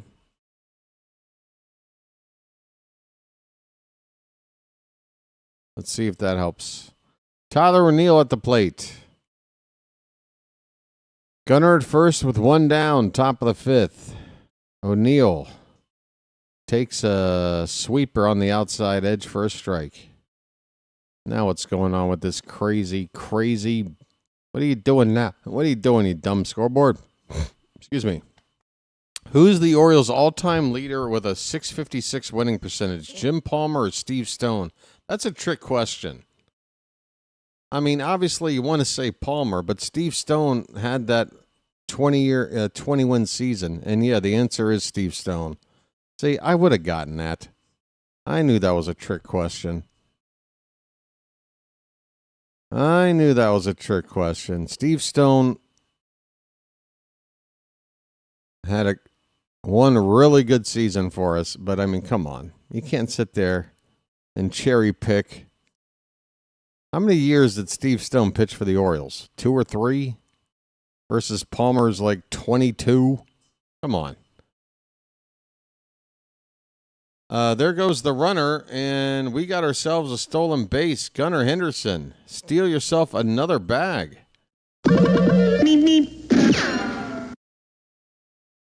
So with 1 out, Gunnar now at second base. The count is 1 ball and 2 strikes as O'Neill fouls a pitch away. 1-2 on O'Neill. Gunnar at second with 1 away. Yeah, way too small of a sample size. It's a trick question, though, and it's designed for White Sox fans in Chicago because Steve Stone is an announcer for the White Sox. Used to be for the Cubs forever, but he's been with the White Sox now for a while. So that's the reason they cherry-picked a question like that.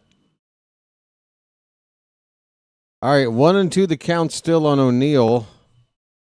Foul ball.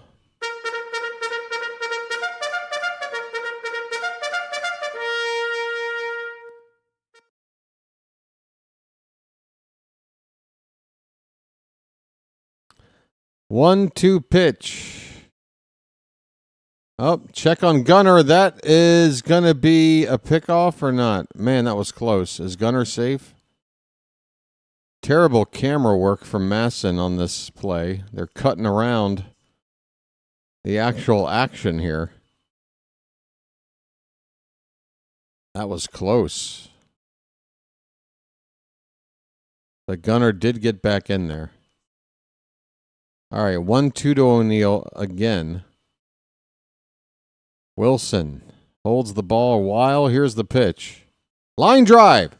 Fair ball down the left field line. No, it's not. Shit. I'm sorry. God damn, that looked fair to me. Fair enough where apparently the Orioles picked up the phone just to be sure. I apologize. It's a foul ball. 1-2 still on Tyler O'Neill.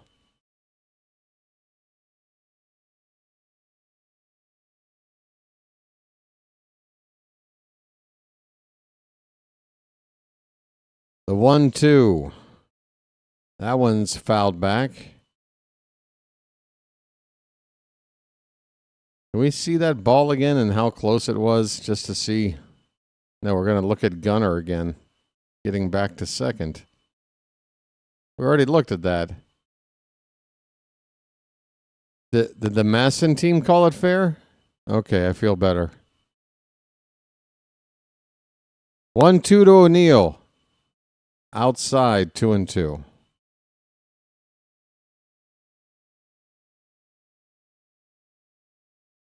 We never got a replay. I mean, if they thought it was fair and I thought it was fair, sure sounds like a play worth at least looking at once to be sure. but we never got a replay. 2-2 to O'Neill. Swung on and fouled back. We'll do it again. Long at bat for Tyler here. I'm worried about this. If O'Neill has to sit there and swing away 12 times in one plate appearance, that could lead to an injury. This guy is too fragile. 2-2 pitch. Did my voice just crack? Holy cow. There goes the runner down to third. Gunnar is safe. Wow. Gunnar Henderson is in a mood. He is stealing bases at will these days. That's got to be at least his fourth steal of this series, I want to say. Gets into third with one down, and now O'Neill can drive him in without the benefit of a hit. Steal your bases, Gunnar. Now, this could be challenged. That looked like it could be... well, they're not going to challenge. Fine by me. I thought I saw a reason for the White Sox to look at that a little more close. Full count on O'Neill. Pitch. And he takes ball 4. That was really close. I had to sit there and stare for a couple of extra seconds after that pitch came in because I couldn't tell if the ump was going to ring him up or not. He does not. Instead, O'Neill takes ball 4. I'm walking here. I'm walking here. All right. We got some traffic here. First and third with one down, and here comes Jeremiah. Jeremiah was a bullfrog.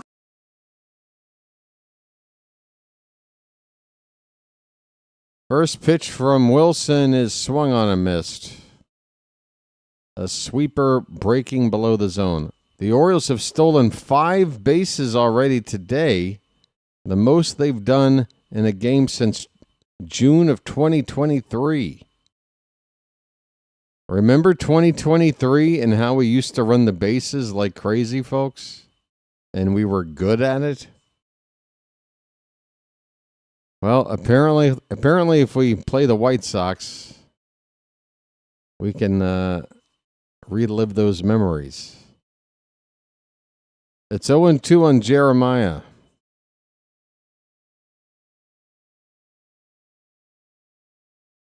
There goes Tyler O'Neill, and now they're going to throw to third. That ball gets away. Gunnar is being laid on top of by the third baseman. What's going on there?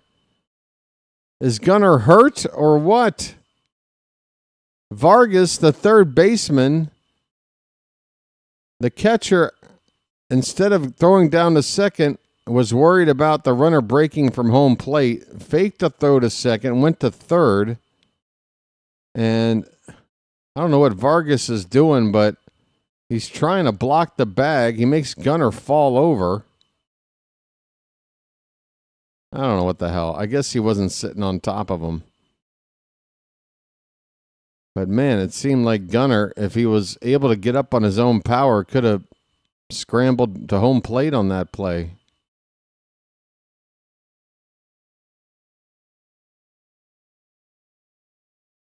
Orioles don't seem to be upset about it.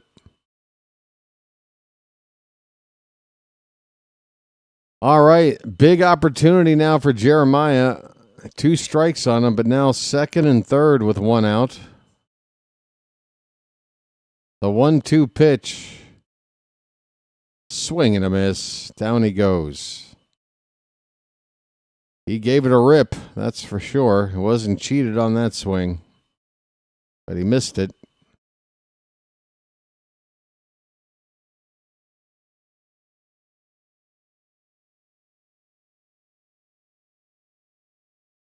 Two down. It'll be up to Kobe Mayo to get the big knock. And I'm telling you what, if Mayo comes through with a clutch 2-out hit to drive in a pair, then it is officially on. Mayo has finally figured it out. First pitch fouled back by Mayo. Just get it all on there. Just spread it out. Folks, get those jars of Mayo out of the cupboard. Throw them into the chat. Just get it all on there. Just spread it out. So the Orioles now with 6 stolen bases. That's the most they've had in a game since 1996. Do I hear 7? 6 steals through 4 2/3 innings. Mayo takes a strike right there. Man, that was a home run pitch. Fastball middle up. He took it. 0-2.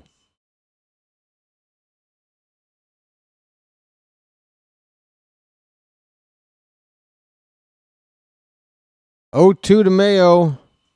And now he chases one above the zone to strike out. Damn. Once again.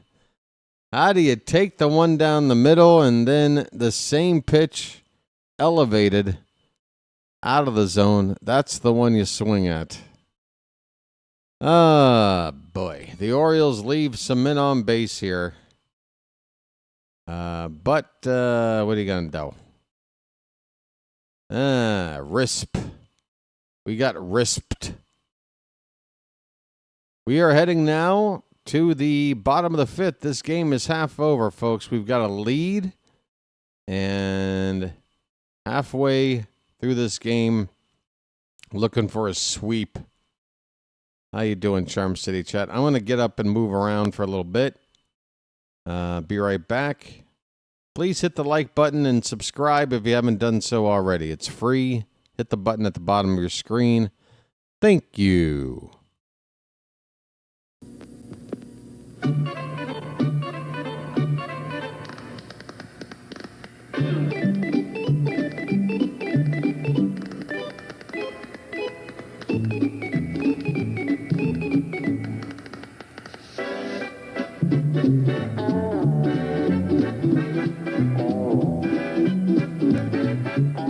He met a strange friend in the Chesapeake Bay when Monday the Monster...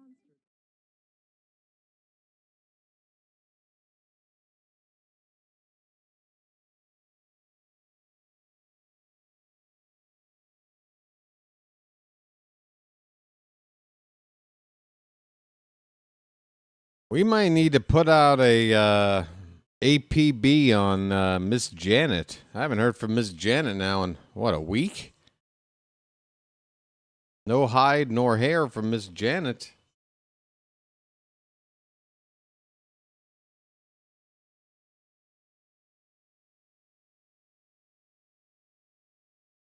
How many men left on base so far today?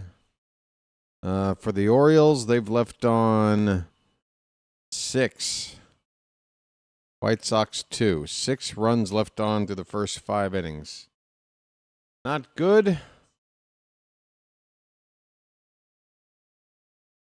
Robertson leads off. Bottom of the order, due up for the White Sox. He fouls the first pitch from Wells back. Wells is on 67 pitches. 1 pitch into the 5th inning.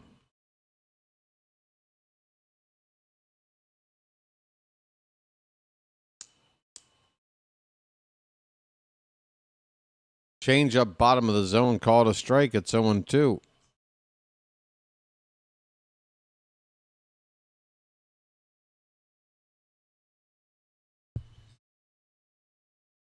That one's low, a ball and 2 strikes.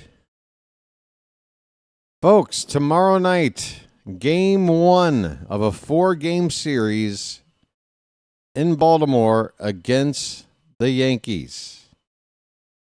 That's a swing and a miss, and Robertson strikes out.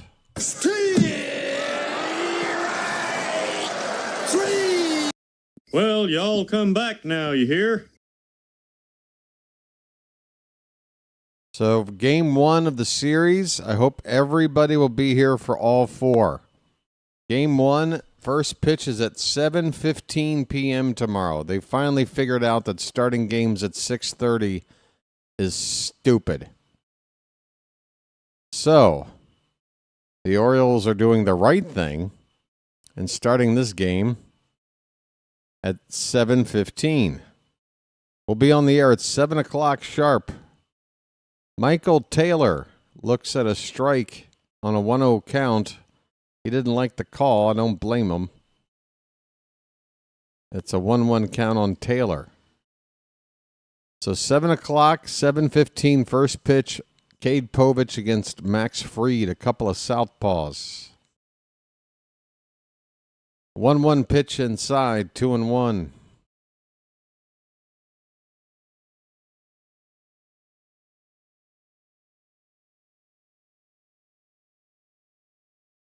Showing bunt and popping it up behind the plate, just out of reach of Alex Jackson for strike 2. I mean, Michael Taylor can't lay down a bunt. This guy's a veteran. He's always been known as a contact guy, good glove, and the kind of guy you would think could lay a bunt down, but that was no good. 2-2 on Taylor.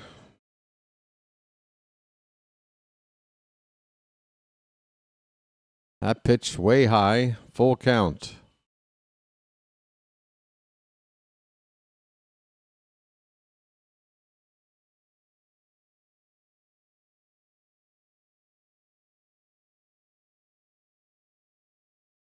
Payoff pitch, popped in the air. Third base side, foul ground. Westberg near the tarp.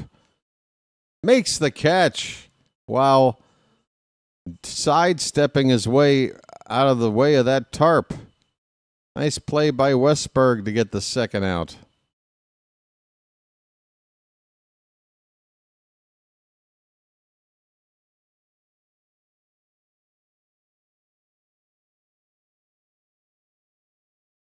Two down in the inning, bases empty. The number 9 hitter, Dominic Fletcher, up.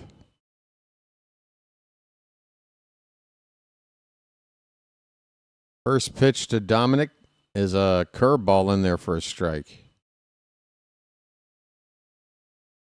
Wells right now on 77 pitches.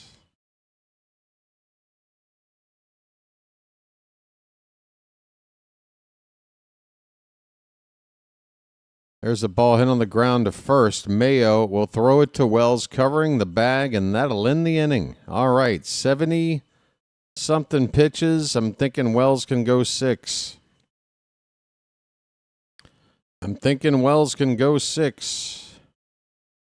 We go to the top of the 6th. It's 3-1 Baltimore.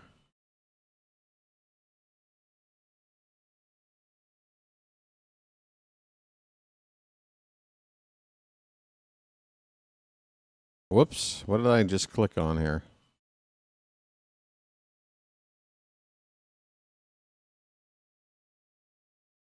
There we go. There we go. The Cubs jumped ahead of the Pirates. It was tied at 4 last we checked. It's now 8-4 Chicago. That's going into the bottom of the 9th with the Pirates down by 4. Reds now up 6-2 in the top of the 9th on the Cardinals. They've just gotten started in Arizona. Giants and Diamondbacks scoreless. Coming up later today in about 20 minutes, Braves and Nationals.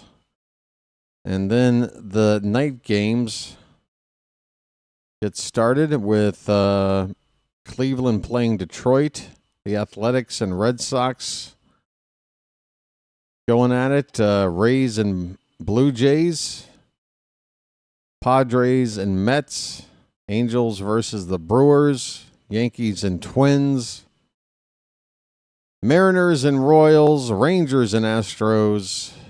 Marlins and Rockies. And the Phillies and the Dodgers. Boy, I don't know if you can have two games next to each other that could be farther apart in terms of interest from a from a baseball fan. Phillies Dodgers, that's big.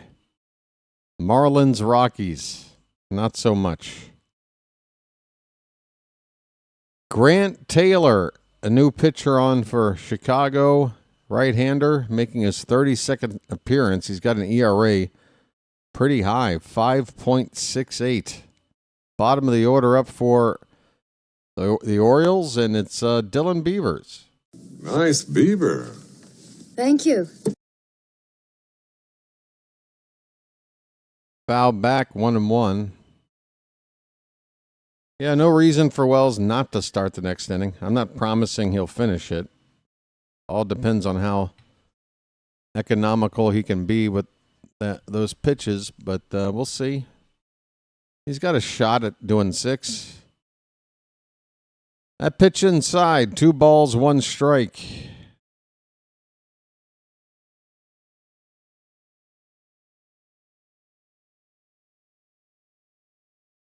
That pitch is high, 3-1. Beavers with a hitter's count, leading off the top of the 6th.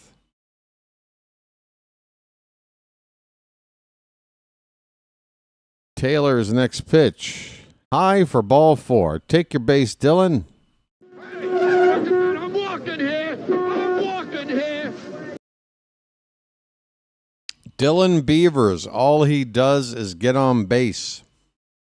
Folks, you think I'm kidding? What's that OPS now there, Michael? Are we rocking 900 plus? Alex Jackson at the plate. Up and in for ball 1. Alex is 0 for 2. 903. Oh, ain't that pretty? Thank you, Michael. Fouled away. It's 1-1 on Alex.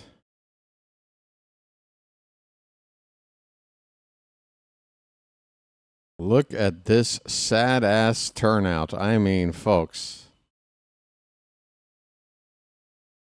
if there's 10,000 people here, they must be wearing camouflage. There must be about 5,000 people dressed as seats. Beavers at first, nobody out. The 1-1 to Jackson. Outside.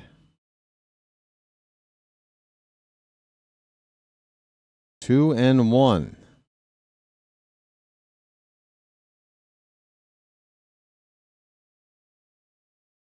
Yeah, David, unfortunately, I keep my sound down where I can only hear the crack of the bat because I don't want to hear the announcers yapping in my ear while I'm talking. It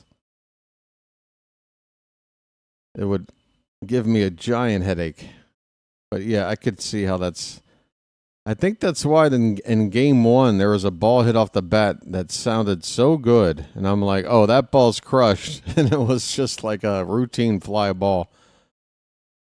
And I'm like, boy, the acoustics here are really good. Oh, I know why. It's just a giant echo chamber. There goes the runner. Beavers throw down is not in time. Beavers makes it in there. And we now have 7 stolen bases on the day. How far back do we have to go for this? Beavers' second steal of the season. We've already gotten updates about the last time we stole X amount of bases. We've just gotten another. How long has it been since 7? Jackson strikes out, 1 down.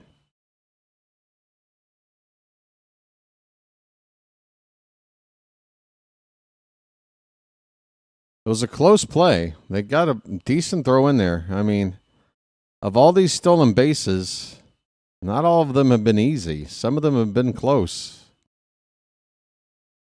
Here's Jorge Mateo. He had a double his last time up. How about that?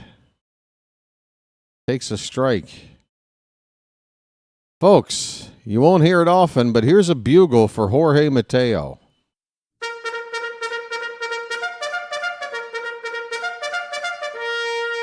Seven steals ties a franchise record last done in 1986. One more steal and we set a record. I kind of want to do it. Just don't let... How ironic would it be if Holiday were to get the record-breaking steal? It has to be, right?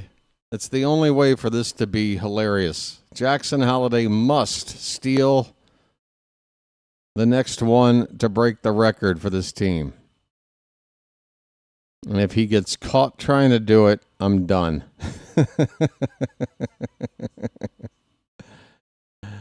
Mateo fouls it away. It's still 0-2. I thought we were up to 7 now, Phantom. Oh, only the 6th inning. Yeah. Yeah, there's definitely time. The thing is, we got to keep the lead as such to where stealing is still something that makes sense. I mean, if we were to go up like 8-1, that's probably going to end any kind of base running stuff. But 3-1, why not? 0-2 to Mateo. Swing and a miss. Down he goes on a curveball. 2 down, back to the top of the order. And speaking of Holiday, here he comes. Folks, we've got a raid. Dr. Delay is coming on over. That's right. It was Pirates Cubs playing. Welcome in, Dr. Delay and viewers. Orioles are batting right now with a 3-1 lead. 2 down, runner at second base. Jackson Holliday at the plate. First pitch to him is a strike.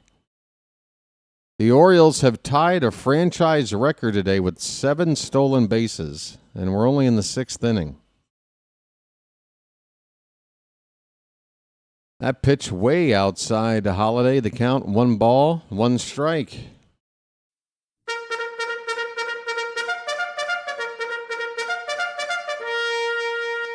How you doing, Doc? All right, in order for me to really believe in this redirect, one of your viewers has to chime in and say something. Hey, Doc, why don't you ask your audience if whether or not they might want to subscribe to the channel here? Pop into the chat and say hello. Let's make this redirect count. I do appreciate the gesture, though. Don't get me wrong. Swing and a miss. Holiday strikes out, and the inning is over. It's still a 3-1 ball game. The Orioles have had chances. They've left 7 men on base now through the first 6 innings. And yeah, in a game where you steal 7 bases, you feel like you should have more than 3 runs on the board. But that's what we got. We're going to the bottom of the 6th. Orioles 3, White Sox 1. They hate you? Come on, Dr. Delay audience. If you're supporting the doc, he's asking for your support here. Subscribe, pop into the chat, and say hello. Let him know that his redirect was not done in vain. Again, you're under no obligation. I'm only suggesting. I'm a nice guy. Allegedly. But stay as long as you like. No pressure. All right. It'll be the top of the order due up for the White Sox. It looks like Wells will come out to start the 6th inning. Yeah, Holiday caught 11 times. 17 out of 28 is not good. That is what, about a 63% success rate, something like that? That's not good. And that doesn't include pickoffs. That does not include pickoffs. Which has happened to him, I want to say, 5 times this season. So if you add that in, you're talking like 17 for 33, which is basically a 50% success rate. That's awful. There's really no point in trying to go for an extra base if half the time you wind up making an out, and now we got nobody on base. All right. Chase Meadroth fouls the first pitch away from Wells. We are underway in the bottom of the 6th. Next pitch from Wells will be the 80th of the afternoon. And I would hope that the Orioles have something stirring in the bullpen in case Wells gets into trouble here. Here's a ball hit out to center field. Backing up is Mateo. He makes the catch a couple of steps in front of the track. 1 down in the 6th. 2 more outs, and Tyler Wells will have himself a nice quality start. He's only given up the 1 run on 4 hits without walking anybody. The 1 hit he gave up that hurt him is from the man at the plate right now, Mike Tauchman. He hit a solo home run his last time up for the only run of the day for the White Sox. Ball 1 to Tauchman.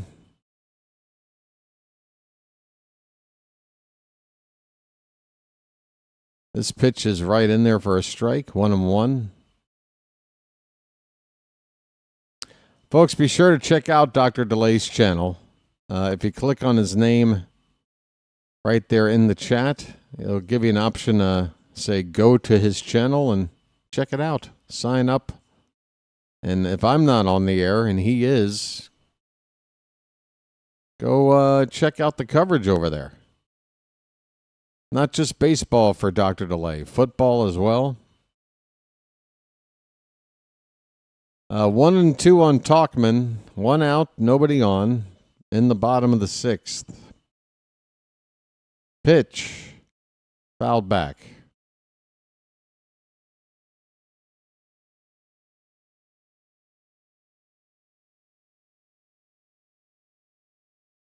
Trying to get these outs quickly to keep Wells's pitch count from getting into the 90s. Again, this is just his 3rd start back from Tommy John and about a year and a half out of action. Don't want to overwork him. Another foul ball. It's still 1-2.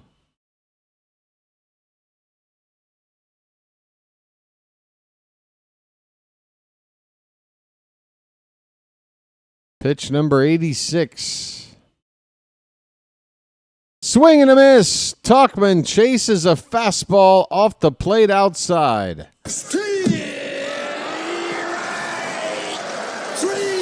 Well, y'all come back now, you hear? Hit the bricks, pal. You're done. You get nothing. You lose. Good day, sir. How about this? Peace, love, dope. Now get the hell out of here. Well, when you gotta go, you gotta go. 2 down. Here is Vargas. First pitch fouled back. Closing in on 90 pitches in the end of the day for Wells. Trying to make it a quality start. The 0-1 to Vargas. Way outside. You can see Wells overthrowing that pitch. Leisure is up. Oh, we're going to have fun with that name. Our right-hander. This ball's lifted up to left center field. This is going to be trouble. That ball is chased down by Mateo on the track.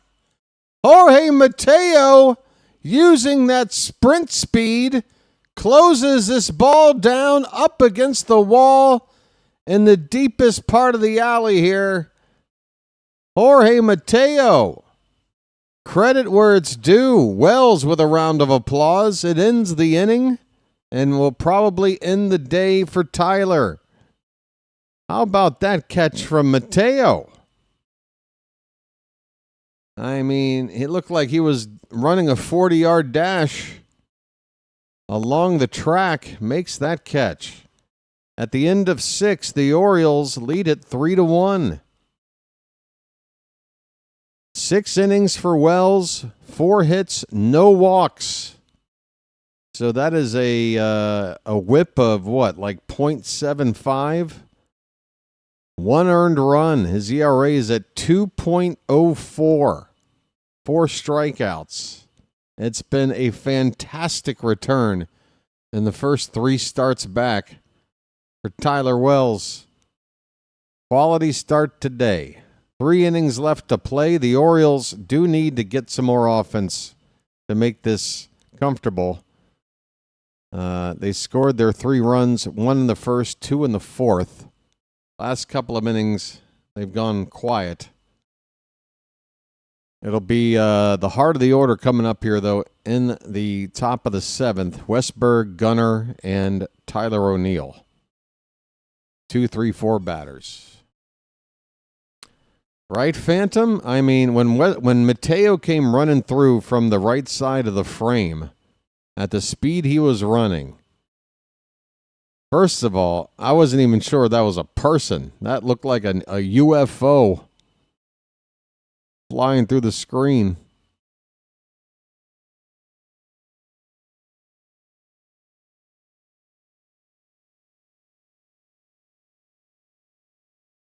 There's never been a question about Mateo's speed and how it benefits him, but he can just figure out how to run good routes, close down, and make catches. Here's a line drive into left field, but right at him. That is going to be a 1-pitch out for Jordan Westberg. He hit the crap out of it, but right to Robertson and left. Sorry, Westy. West is that way. West is that way. Here's Gunnar. His name's Gunnar, and he's dating my mom. Gunner's got a 2-hit day. Couple of singles. Looks at a pitch low and in for ball 1. Leisure. Jordan Leisure is the pitcher. It's his 63rd appearance. 3.75 ERA. Swing and a miss. Gunnar laid on a fastball up and on the outside corner. Gunnar has 3 of the stolen bases today.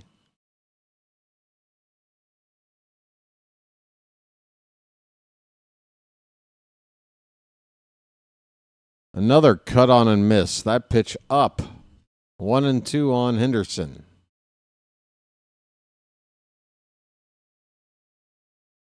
We're in the top of the 7th inning. The Orioles are trying to sweep the White Sox before heading home for their final homestand of the season, starting tomorrow night with a 4-game set against the New York Yankees.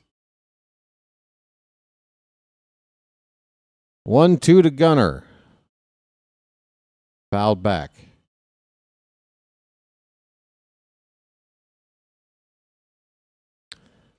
Right-hander up for Baltimore in the pen, Yeremil Geraldo.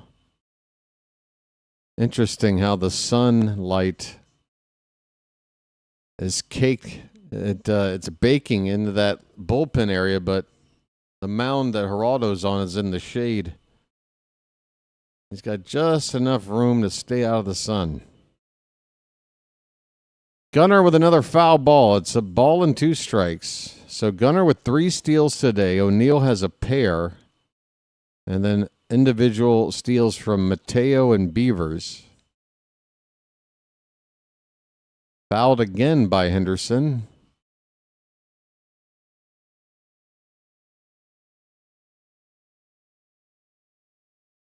Leisure, what's your pleasure?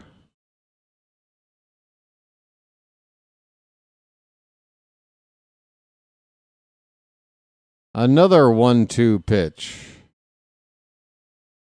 Popped up. Left side of the infield, the third baseman Vargas makes the catch. 2 down.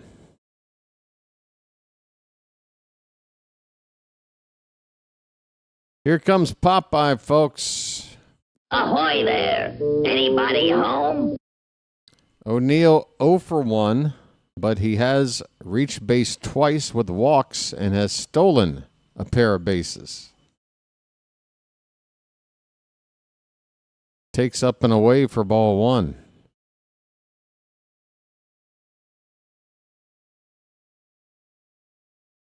I'm calling it. Home run ball coming up.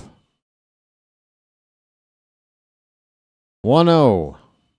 Oh, that was one to hit, too. Come on, Tyler. Damn it. Strike at the top of the zone. The count is 1-1. Thanks, bud. You know, my proctologist told me the same thing earlier today.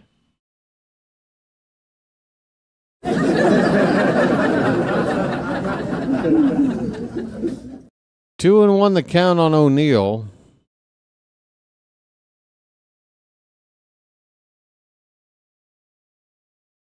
Pitch. That's high. 3-1. Tough crowd. Thanks. I'll be here all week. Hitters count for O'Neill. 2 down, bases empty. The 3-1 from Leisure is pop foul, not a play. Full count.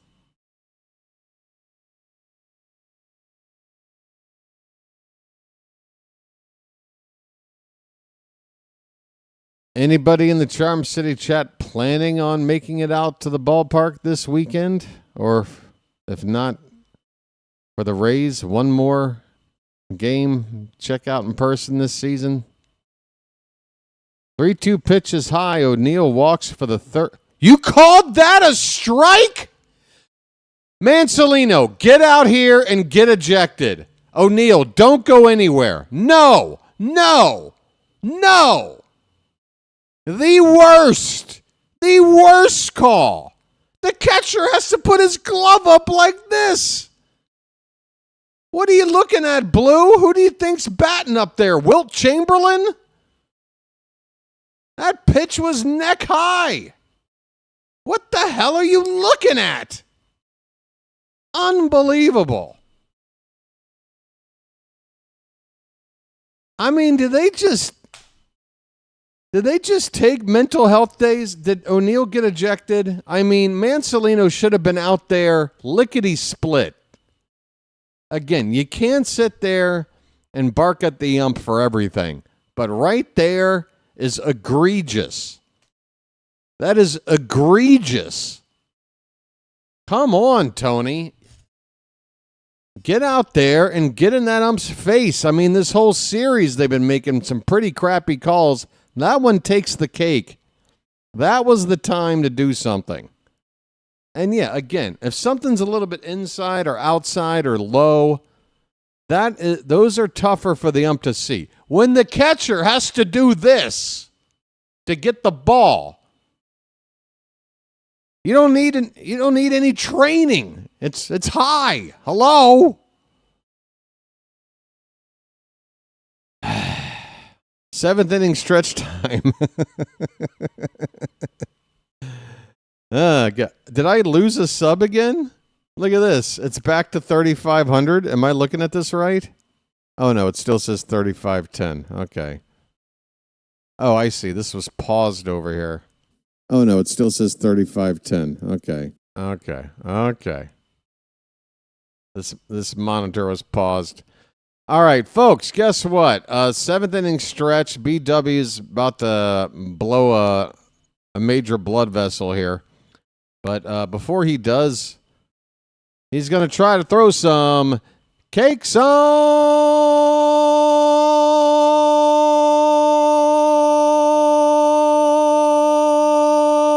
the griddle. Get those cakes up in the chat, folks. Thank God I'm a country boy. Thank God I'm a country boy. Thank God I'm a country boy. Thank God I'm a country boy. Yeremil Geraldo is on the pitch, and his first pitch, antisocial. Dude, how long do you plan on staying? I saw your first comment, I'm back, baby, and knew already you were a pain in the ass. Let's read this second comment, because I got a feeling you got about 5 seconds left. Last week, you were so upset about that guy in the Blue Jays winning run comment.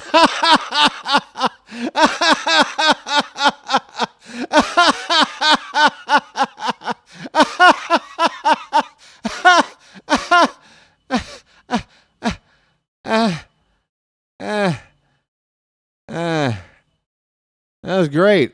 Bye. Damn. Thank you for making my day, Antisocial. Great name, by the way. I can tell. You are salt of the earth. Froggy, why are you bothering to say hello to a douchebag like that? I don't know. He's gone now. He should be writing goodbye and good riddance. Edgar Cuero pops it up to center field. Mateo makes the catch. That's the second out. 2 down, nobody on. That's okay, Froggy. Don't worry. Lenine Sosa is up. He's 0 for 2.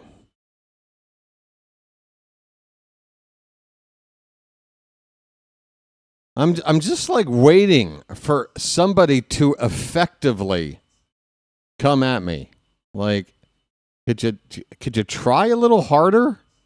Could you put a little more effort into it? I'm putting in effort. How about you try? Pitch to Sosa, foul back. It's 0-1. We're in the bottom of the 7th. Baltimore with a 3-1 lead. This guy comes in, writes in all caps, "I'm back." Like everybody's been waiting for his return. How delusional are you, dude? How lonely? How delusional? How's your basement doing? Go touch some grass. And maybe you won't become the next nut job to make the news. Swing and a miss. Geraldo strikes him out to end the inning.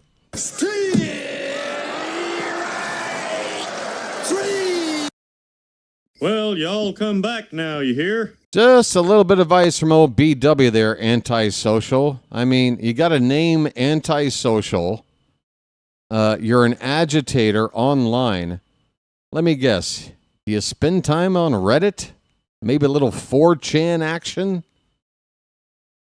I don't know if you've been paying attention to the news lately, buddy, but you're fitting the profile of the kind of a person that I think America needs to figure out how to handle. Like, you know what I mean? Go touch some grass, bud. Get off the computer. It's rotting your brain, and it's also convincing you that you're clever when you're not. It's a problem. You're still alive, so there's still a chance to try to do something about it, but based on your behavior, you're probably too far gone. So do the rest of the world a favor and just stay away. Stay in your basement. Please don't procreate. Not that I think you have any opportunity to, but just in case, please. Let's end that family line with you, okay? Fucking asshole. All right. What's frozen? Oh, it's all right. I got you. Oh, Tyler O'Neill. We're just really interested in Tyler O'Neill. That's why. Okay. It's working its way back.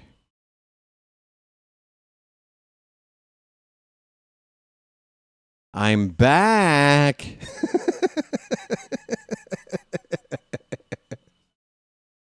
Oh, yeah, you're back. You're so back. You're making a comeback right up there with Hawk Tua Girl. All right, here's Jeremiah Jackson. First pitch is up for ball 1. Leisure is out here for another inning of work. We're in the top of the 8th. 3-1 ball game. Orioles out in front. Check swing, appeal. Home plate umpire says he went. Jackson looks a little upset that they didn't bother asking the first base ump about that call. 1-1 the count.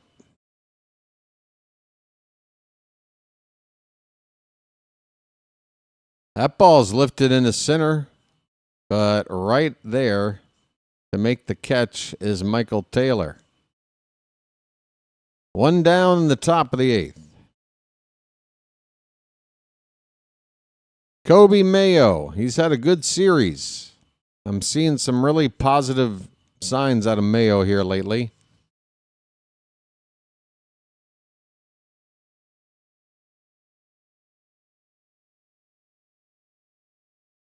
That's good to know, Renzi. Just please understand, I really enjoy that you found a channel that you like, but please know that neither myself nor anyone else here could care less about your bets. But I think you know that, which is why you're normally quiet.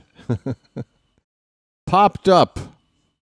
Foul ground first base side. Sosa makes the catch. 2 down. Mayo retired. So again, no offense, Renzi. You do your thing. You've never brought up your bets before. So I'm cool with you. We're cool. Keep enjoying the content. Dylan Beavers is up with 2 down. Base is empty. And the White Sox are going to make a pitching change. Leisure departs. I'm assuming a lefty is going to come out to face Beavers, and a lefty is coming out to face Beavers.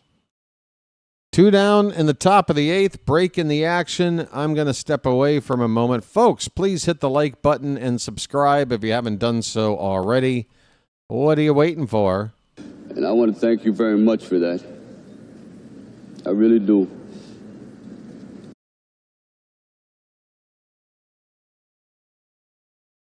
This is Jack Burton in the Pork Chop Express, and I'm talking to whoever's listening out there. Nothing gonna break my style. Nothing gonna break my style. I'm up all night to get lucky. I'm up all night to get lucky. Oh, wow. Here he comes. Let me show you what I mean now. By the first thing you do is get right up in their face, you point the finger. Then if you can't get close enough, you turn the hand around and kick some dirt. And then if he's missed a strike, you get over here and you put dirt all over the thing. You throw the hat down, you pick it up, you throw it, and then you're so bad, you throw him out of the game. You're out of here.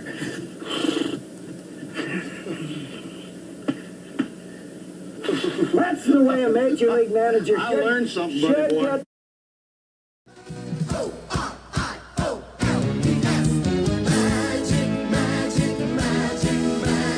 Orioles magic, baby, magic.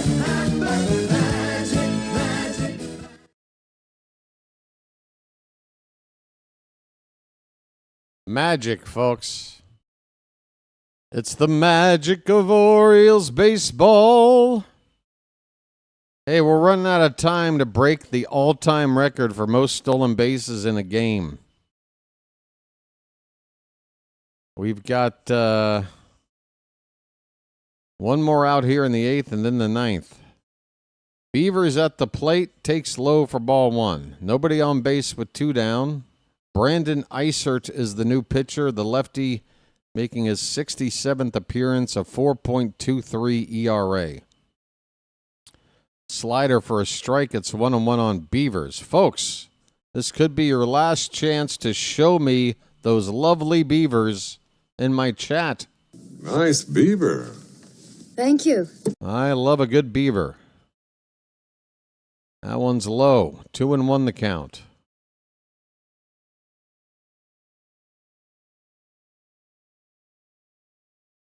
Baltimore's got beaver fever, folks. It's shaping up to be an exciting 2026 for this guy. Popped up shallow center. Coming in is Taylor. He makes the catch, and that'll end the inning. We go to the bottom of the 8th. The Orioles are ahead 3-1. They have been for a while now.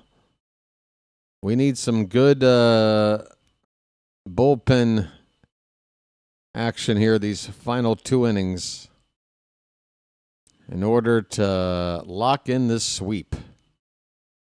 Hang in there, folks. Bottom of the 8th is coming up. Checking in to see how the Yankees are doing today. The 3-2 pitch. Hit in the air to right field and deep. And the Mets have taken the lead. Fuck this team. Stick a fork in the Yankees. They're done, baby. Stick a fork in them. There's the 1-2. Line to right center field. There's a base hit. I love how he slams and that the one table. gets away from Jazz. Another run is in. More bad defense from the Yankees. It's 7-0. Jazz could have handled the throw coming in from the outfield. And just like that, it is a 7-0 ball game. I just fucking take the whole team off the field, man. Take the whole team off the field. Take the whole team off the field. Take them all. Get them all fucking out of here. I'm so done. I can't even look at this anymore, man. I can't look at this shit anymore. This is pathetic.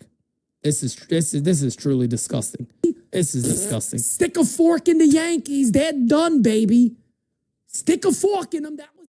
Yeah, folks, sorry to be a hypocrite. We do try to keep the language here, at least most of the time, PG-13.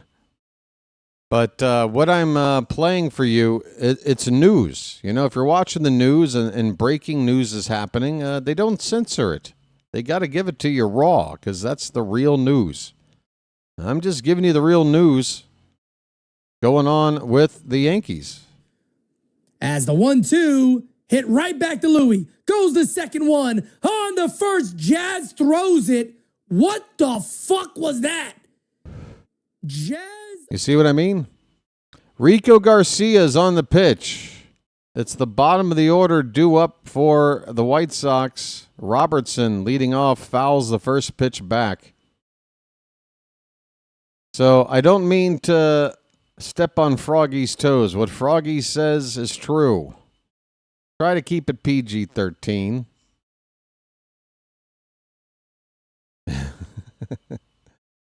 Unless we go to the earmuff eighth inning situation, which I hope we don't need to do that here today. We had a lot of earmuff eighths in the first half of this season. 0-2 pitch is crushed. That ball is going to be caught out there. Wow. Again, folks, it's the acoustics of this empty ballpark that's making me look bad calling this game. Off the bat, that sounded like a cannon. But it was well short of the wall. Chased down in right field by Beavers for the first out. Kyle Teal is going to come up and pinch hit. It's that sound, Phantom. It's that sound throwing us off, man. It's echoing through this empty ballpark. There's a called strike to Teal. Teal is in the pinch hit for Michael A. Taylor. I don't think Teal will take over in center field. There's a breaking ball from Garcia. In there for a strike, it's 0-2.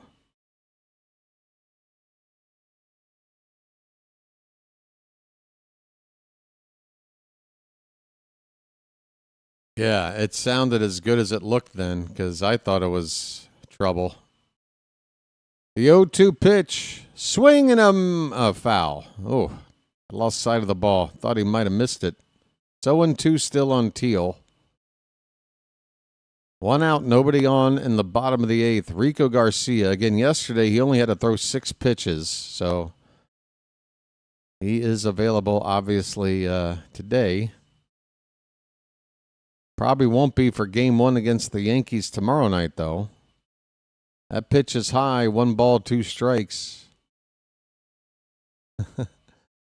Oh, it's another list of starters that includes the name Grayson Rodriguez. I want to include his name, but I can't. I cannot do it. I can't say, oh, this spot is reserved for Grayson. How can I? When history has shown that he's not going to last. He's going to go on the shelf, and we need to replace him with somebody else. That pitch is inside the teal. The count is 2-2. And again, I'm not trying to pick on Grayson. I guess the count is 1-2. I'm sorry. Nope. Now it's 2-2. Masson is a little bit late. The 2-2 pitch, up and away, full count. Yeah, I don't mean to pick on Grayson. You know, it's just at some point you got to be like, all right, look, dude, if you're healthy, you come back, we'll figure out a way to get you into the game. But we can't sit here and just reserve a spot for you. Not the way this has been going. Swing and a miss. Garcia strikes out the pinch hitter Kyle Teal. 2 down in the inning.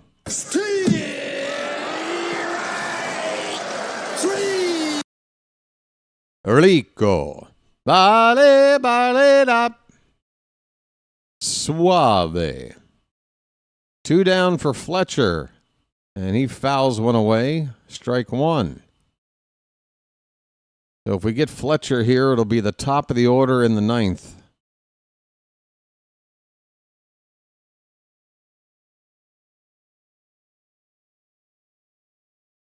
The 0-1 pitch. I mean, honestly, I think that was part of the problem with the Orioles this season, was that in the winter, Mike Elias trying to build a rotation, and he's looking like, well, Grayson is definitely like a number 2. So if I can go out and just get like a Morton and a Sagano, that should do it. Nope. That will not do it. 2-1 on Fletcher. Pitch. Popped up. Left field. Shallow. Coming in. Still coming in and going into a sliding catch. Oh my. Dylan. No, Dylan, you're in right field now, aren't you? Who is that? Carlson? Who the hell made that catch? Did we have a defensive change? Because it's not showing up here. Okay, there it is. Carlson is in left field. He just made that catch in the inning. Jeremiah Jackson is out of the ball game. And Beavers, who was in left field, now in right field. Okay. We are now going to the 9th inning, and the scoreboard is frozen. All right, Renzi. I'd hate for your bets to get ruined with a frozen scoreboard. Let's see if this helps. Well, I don't know if it's frozen or not. It's showing who's due up next. Isn't that where we're at? The inning is over. Are you talking about the scoreboard at the top of the screen or this one? Where the hell are we? I don't know. There's your box score and scoring summary.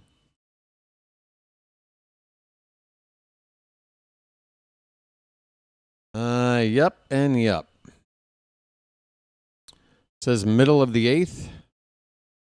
That is hilarious. At the top. Okay, let's see. Thank you. How about now? How about now?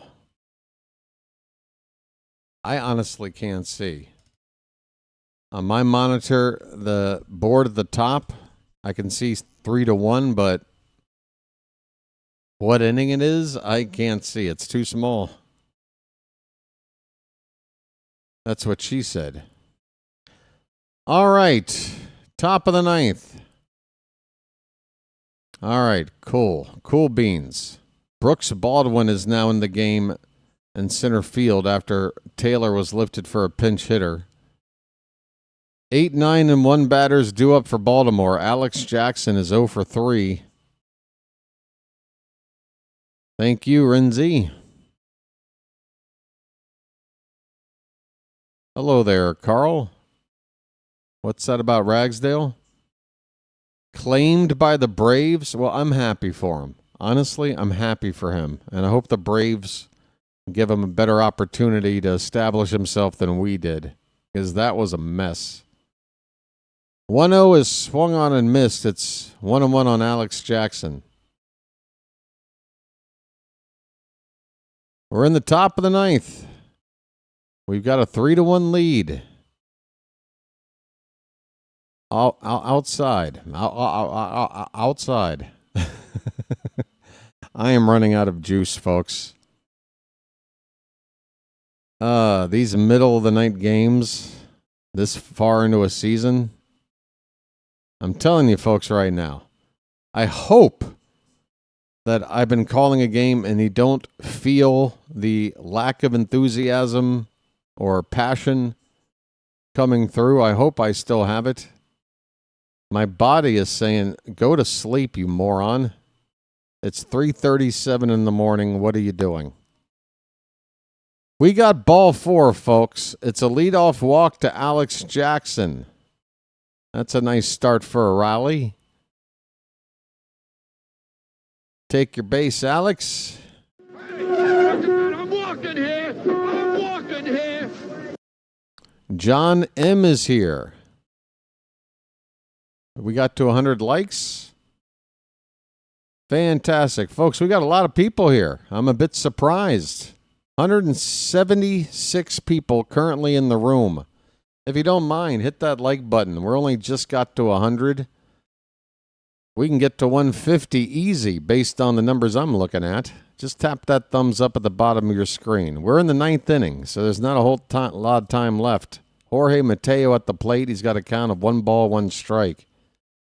And this is a little tapper back to the pitcher. He bobbles. That won't help.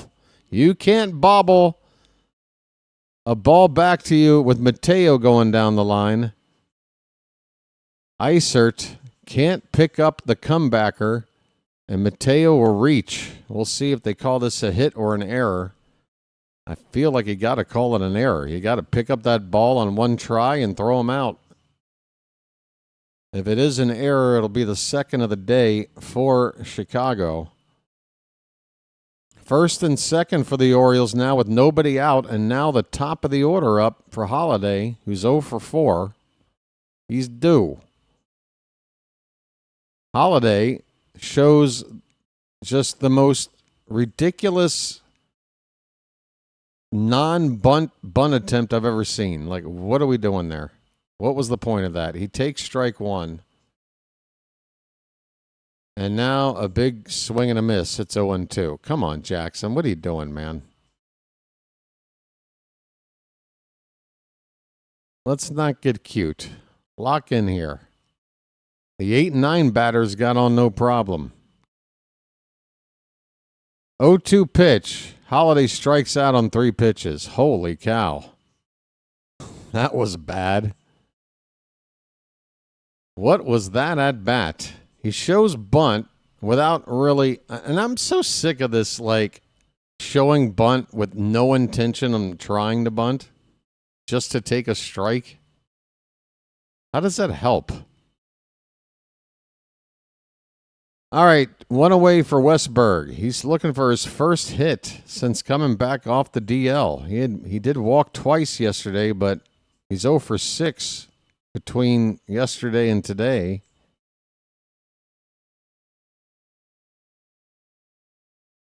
The 0-1 pitch is in the dirt. 1-1 on Westberg.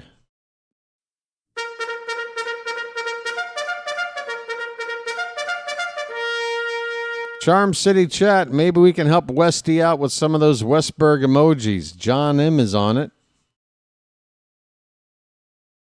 We haven't had an opportunity to use those emojis in a while.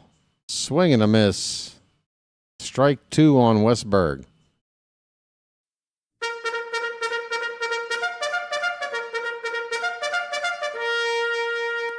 Keegan Aiken is up in the bullpen. The 1-2. Low and away. 2-2. Phantoms in. I mean, I'll get in on this. Come on, folks. West is this way. West is that way. 2 balls, 2 strikes. 2 men on with 1 out. Pitch to Westberg. Popped up. Well, no, it's on the infield. Second baseman will make the catch. 2 away. So that is 0 for 7 for Westberg at the plate since his return. Gunnar Henderson's due up next. Are they going to make another change? They are going to make another change. Another lefty coming on to face Gunnar with 2 down in the 9th. White Sox just want to keep the score where it is, and they feel like this pitching change will help make that possible. We'll see. Call the bullpen for the White Sox.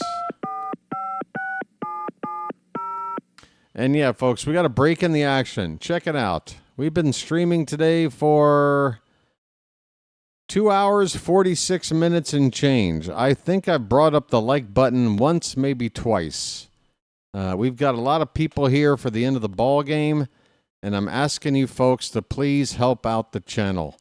You don't have to send any money. You don't even have to subscribe. I'd love if you subscribed. It's free, and there's no commitment.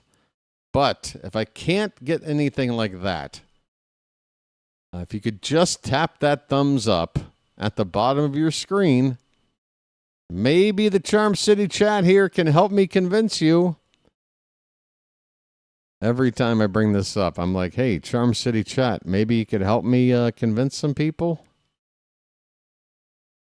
Maybe you can try to encourage this community effort we got going on here.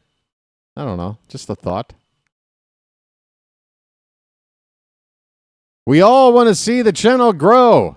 Right, everybody? Crickets. Tyler Gilbert is the lefty coming on in relief. Jeez. Folks, one day, if this channel is just not there, don't start asking me what happened. I'm telling you right now. This channel needs help. You need to help out. That's about it. Soup to nuts. That's it. All right. Gunnar Henderson versus Gilbert. Gilbert started game 1 of this series, pitching the first inning. We haven't seen him since then. Swing and a miss. There it is, folks. Again, I hate to browbeat you into this. Hopefully, when I bring up these things, I don't have to call you out. You just go, oh, BW is trying to promote the channel. Let me help him. Let me put in my 2 cents.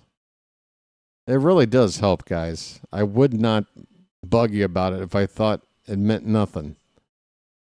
1-1 the count on Gunnar. 2 down, 2 on. The pitch.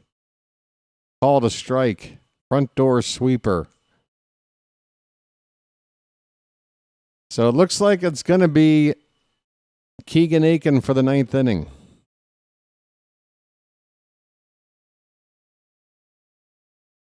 A base hit could give us another insurance run here. Check swing by Gunnar. The hard appeal, and he went. Gunnar strikes out, and the Orioles leave 2 more men on base. I tell you what, 9 men left on. A lot of them since we scored the 3 runs. Hopefully, we've got enough. A 2-run lead now. We are going to the bottom of the 9th, folks. Bottom of the 9th time.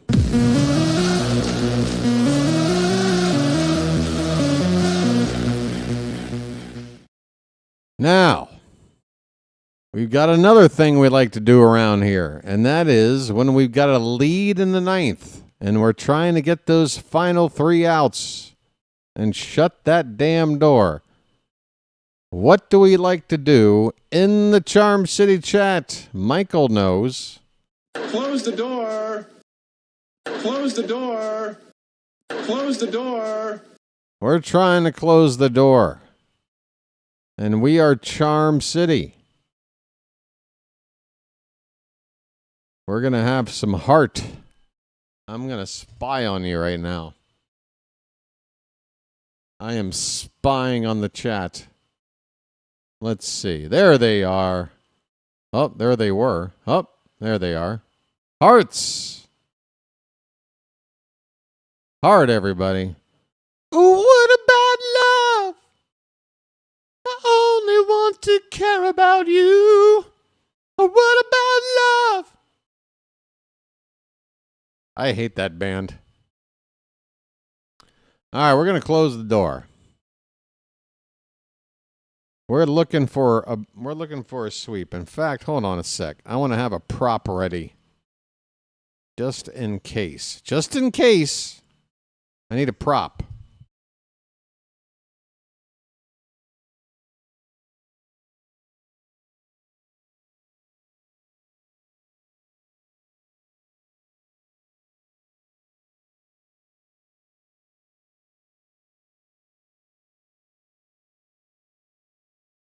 All right, Keegan Aiken. Ain't no fakin', ain't no mistaken. When it's time to bring home the bacon, you call upon Keegan Aiken. And what is going on with this scoreboard now? Forget it. You know what? Forget it. We're going over here. We're going over here. Whoops. Right about there. First pitch, called a strike, top of the zone on the outside corner to Chase Meidroth. I'll never get it right. He's 0 for 3.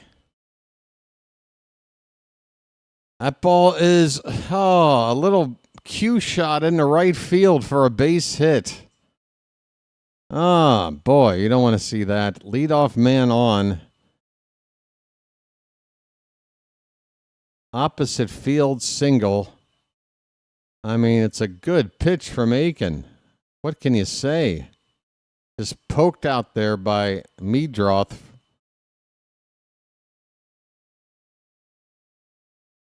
I do have an email address. I think it is listed on the information page of the YouTube channel. Fouled back. Who's up to hit right now? I don't have a name yet. It is Curtis Mead. He's up to pinch hit here. 0-1 to Mead. Swung on a miss. A fastball up and in. 0-2. Mead started game 1. We have not seen him other than a pinch hit spot last night. Since that ball's lifted into center right there.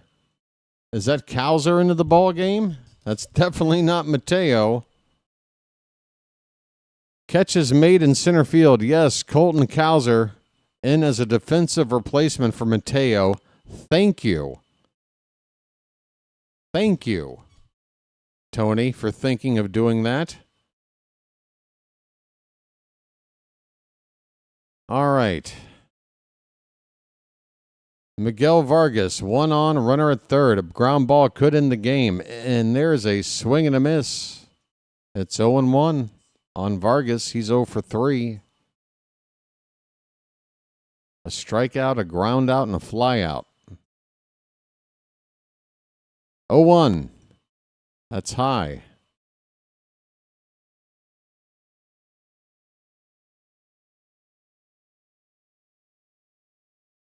Baltimore trying to go to 72-80 on the season. Keeping those 500 record hopes alive. There's a swing and a miss. 2 strikes on Vargas.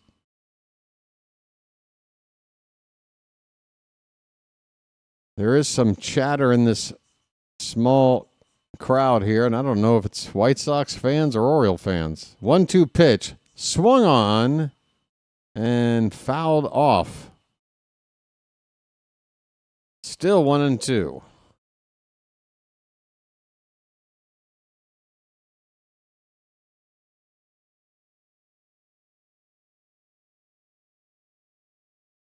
Trying to get out of here with a sweep of the White Sox. 1-2 pitch. Popped up. Stay in play. It won't. It's out of play. Still 1-2.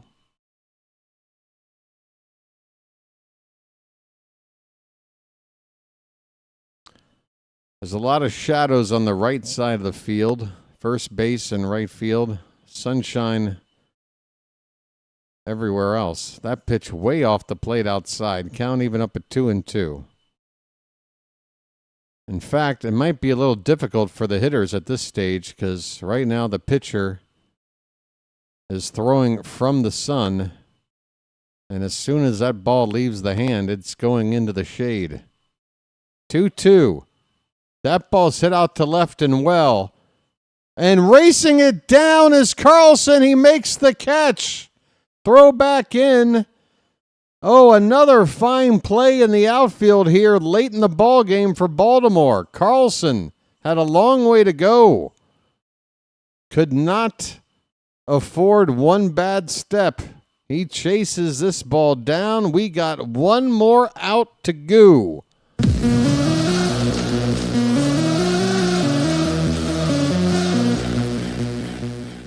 The batter is Colson Montgomery. 1 for 3. First pitch. Called a strike. A front door slider from Aiken.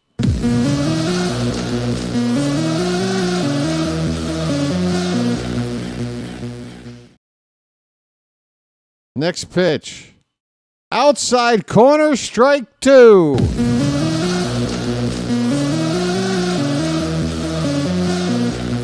The Orioles are 1 strike away from a clean sweep.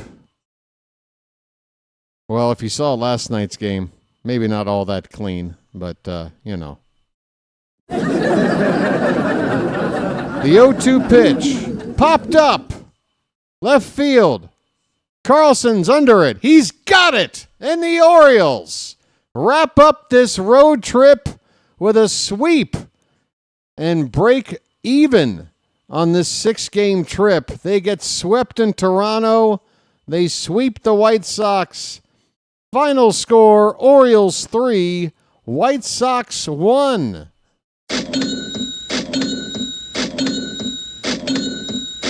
Folks. It's magic, you know. It's magic. On a magic carpet ride. On a magic carpet ride. On a magic carpet ride. Folks, we now just have to go 9-1. 9-1. You want a 500 season? We now need single-digit wins to do it. We're still alive. Can we do it, Charm City?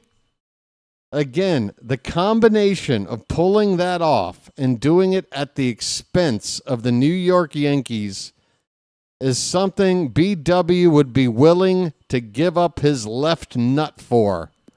You feel me?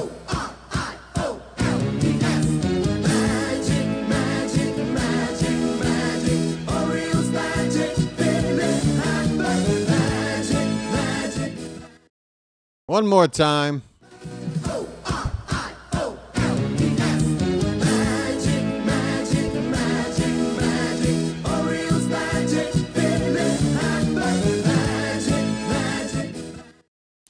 All right. How about them apples? Folks, we're not losing 100 games, and if we just win one more, we're not losing 90 games. What can you say? All right, come on, folks. This season has been a nightmare. But, God, if we just didn't get off to such a shitty start. If Charlie Morton couldn't have just not sucked so bad for those first 7 or 8 starts and has given us a chance to win one of those games. If we didn't attempt to put Kyle Gibson out there. You know what I mean? Ugh. And then you start thinking about individual games, like the 8-run lead we lost to Tampa and some other games where we're like, well, damn, we should have won that. You start adding that up. Ugh. But hey, we swept. What am I talking about? Can we just enjoy a sweep? What am I talking about? Final score 3-1. The win goes to Tyler Wells. That's his first. Martin Perez, the loss. Keegan Aiken with another save. I believe that's 7 on the season for him now. Wells went 6 innings, did not give up a walk, 1 earned run, 4 strikeouts, and 4 hits. His ERA, lovely, 2.04. Yeremil Gerardo pitched a scoreless 7th. He only needed 8 pitches, and he got a strikeout in there. Rico Garcia, a scoreless 8th inning. No runs or hits or walks. Got a strikeout. And then Keegan Aiken closes the door. He did give up a hit, but that's it. So good bullpen work. 3 shutout innings down the stretch. Meanwhile, the White Sox used 6 total pitchers on the day. The Orioles set or tied a franchise record today with 7 stolen bases. We could not get that franchise-breaking record 8 steal, but pretty insane. Mateo got his 15th steal. O'Neill doubled his steal total for the year from 2 to 4 with a pair of steals. Gunner's been going crazy lately. He's up to 26 steals now after swiping 3 today. And Dylan Beavers also added a stolen base, his second. We left 9 men on base, the White Sox 3. Luckily, that didn't come back to bite us in the butt. Jorge Mateo got a start in center field. We survived it. He even actually made a pretty impressive catch on the run along the warning track somewhere around, I think, the 7th inning. Dylan Beavers hit his 3rd home run as an Oriole and as a major leaguer back in the 4th inning, a 2-run shot. He's up to 13 RBI in the season. The other RBI off the bat of Jeremiah Jackson. He's up to 21. That came with 2 down. We were just 1 for 11 today with runners in scoring position. That Jackson 2-out knock, the only hit in 11 chances.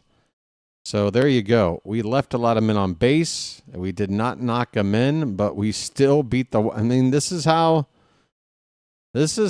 you become a bad team like the White Sox. I mean, we were by nowhere near, at least offensively, doing much at the plate today, but they couldn't stop us from running, and they couldn't do much scoring because their defense isn't very good and their offense isn't very good.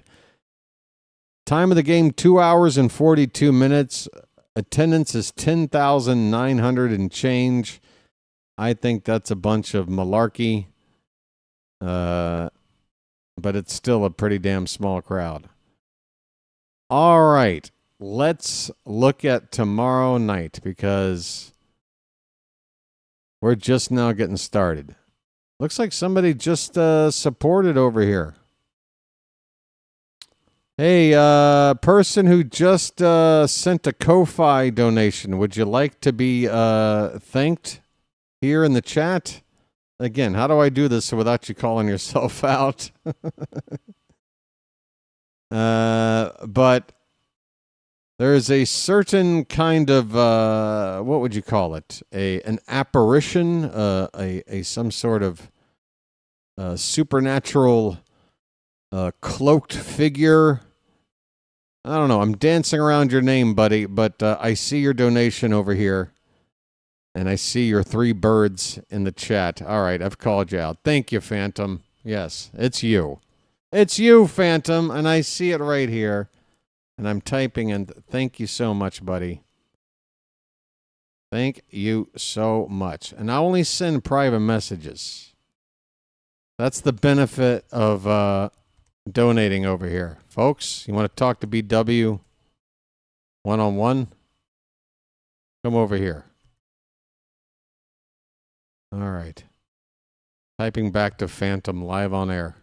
There it goes. All right. Really do appreciate that. Okay. Back to the post-game coverage here. And yeah, I want to get right into this. The Yankees coming to town. First of all, let me look at the standings. Let's look at the standings right now. The Blue Jays and Rays are still playing today. Yeah, they start in a couple of hours. So we are now, what, a game and a half back. A game and a half back at Tampa. I refuse to give up on this. I want to just get out of last place. I don't want to be called a last place team. That is my goal. And let's see here. Looking ahead at tomorrow's matchup. Here we go. So 7:15 p.m. is first pitch. But folks, don't get here at 7:15. Get here earlier. I'll start the stream at 7 o'clock sharp, and we'll have a lot of notes to go over before this big series coming up. 4 games at home against the Yankees. The Yankees are going to have their ace on the mound tomorrow night. Max Fried, a record of 17 wins and 5 losses, an ERA just a hair over 3. 181 innings logged on the season. They went out and paid big money for him, and it's a long contract. But year 1, he has earned his salary. Has to be said. Cade Povich on the mound for us, a 3-7 record, ERA 5.05, and with a 1.45 WHIP. Povich is now over 100 innings on the season, 101.2. And he's been a strikeout pitcher, 109 Ks in those 101 2/3. Let's just try to, we're going home. Let's go home and let's take care of business. And boy, do I hope that the turnout tomorrow, the ratio of Oriole fans to Yankee fans is a good one. Looking at the Yankees injury report, I want to see if there's any prominent Yankees out of action here. I'm looking at everything right now, folks. Garrett Cole has been out since forever. Well, no, actually, Cole's apparently, as of last week, is scheduled to make some throws from 75 feet. Anyway, he's returning from Tommy John. He won't be back till next season. Clark Schmidt, another of their pitchers, is on the 60-day DL. Jonathan Loaizaga, reliever, is on the disabled list. Oswaldo Cabrera, kind of a utility infielder. He's out long term. That's about it. So they got their major stars, your Aaron Judges, your Giancarlo Stantons, your... Oh, my God, we got Jazz tomorrow. Starting tomorrow. As the 1-2 hit right back to Louis. Goes the second one. On the first, Jazz throws it. What the fuck was that? Jazz. Have we played the Yankees since that series that Jazz Chisholm decided to, go kung fu and basically kick Maverick Hanley, who's just defensively set up to try to just apply a swipe tag, and then he knocks Hanley out, gives him a concussion. We haven't seen him since. Is this the first time we're playing the Yankees since then? Because boy, oh boy, I can't wait to see my friend Jazz Chisholm.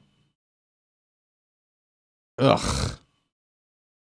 All right, folks. Orioles, Yankees starting tomorrow night. You better be here. I know this first game, the pitching matchup, is a landslide on paper in favor of the Yankees, but so what?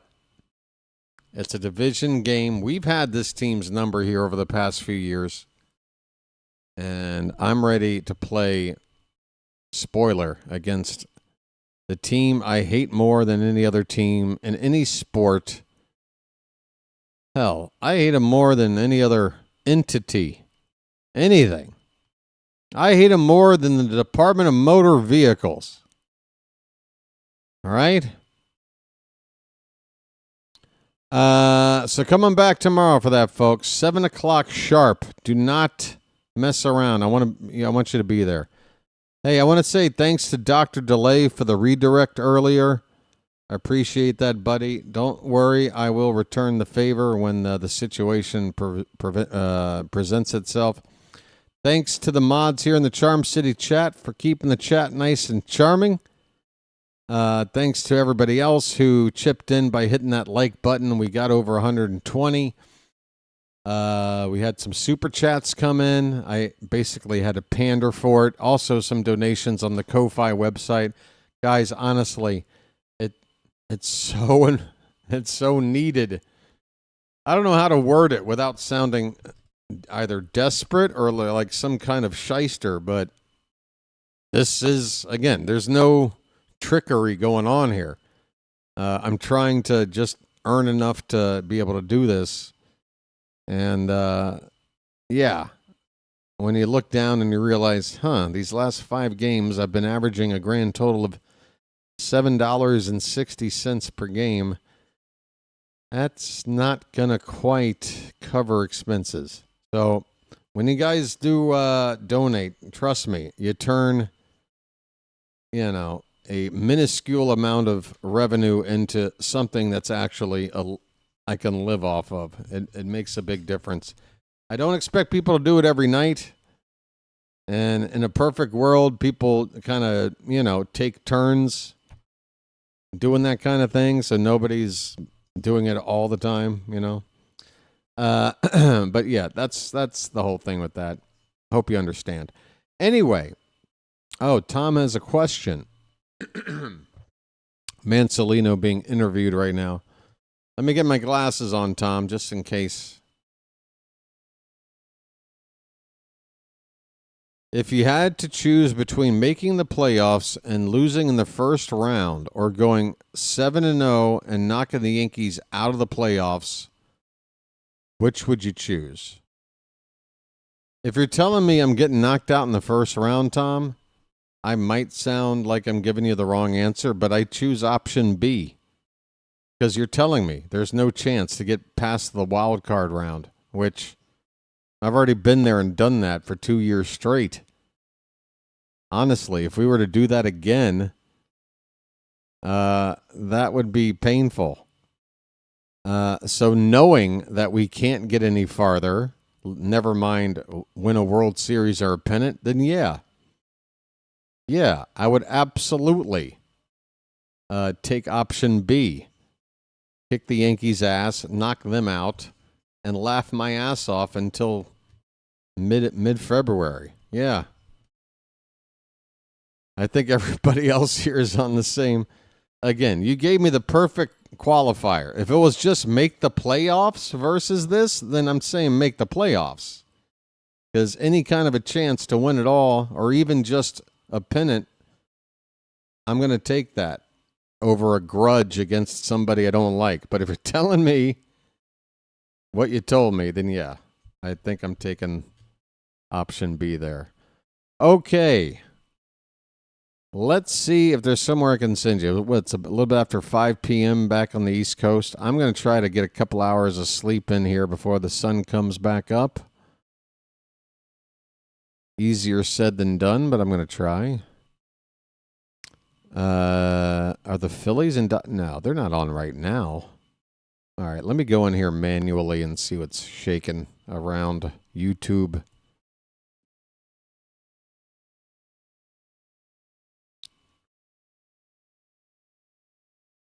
It's just no good anymore since you went away. Ah.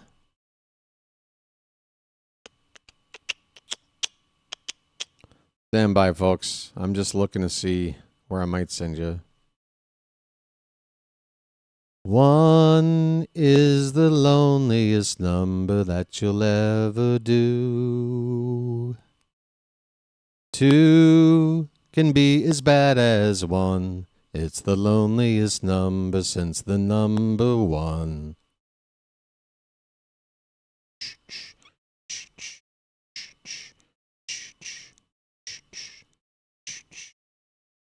No is the saddest experience you'll ever know. Yes is the saddest experience you'll ever know. Because 1 is the loneliest number that you'll ever do. 1 is the loneliest number, much, much more than 2. I don't think I'm sending you anywhere, anybody. I think I'm just signing off. All right. I hope you enjoyed today's call. We had a sweep. But you're getting off scot-free today. Just a good old-fashioned sign-off. Hope you'll be back tomorrow. We are playing the Yankees. No excuses. I got to work on some thumbnails, probably write up a community post, and try to get some of those bird watchers out there that might have folded up shop for the season to come on back for these final 10 games, 7 against the Yanks. We want everybody here for it, don't we, folks? All right. That's going to do it for me. Have a good rest of your Wednesday afternoon. Come on back tomorrow night. I can't wait. Until then, folks, this has been the Bird Watcher. And here's my buddy, the Hat, who will probably be seen a lot coming up in these next few days. And also, the Broom. BW, the Hat, and the Broom. All saying that we'll chirp at you later. Take care, everybody. See you tomorrow night.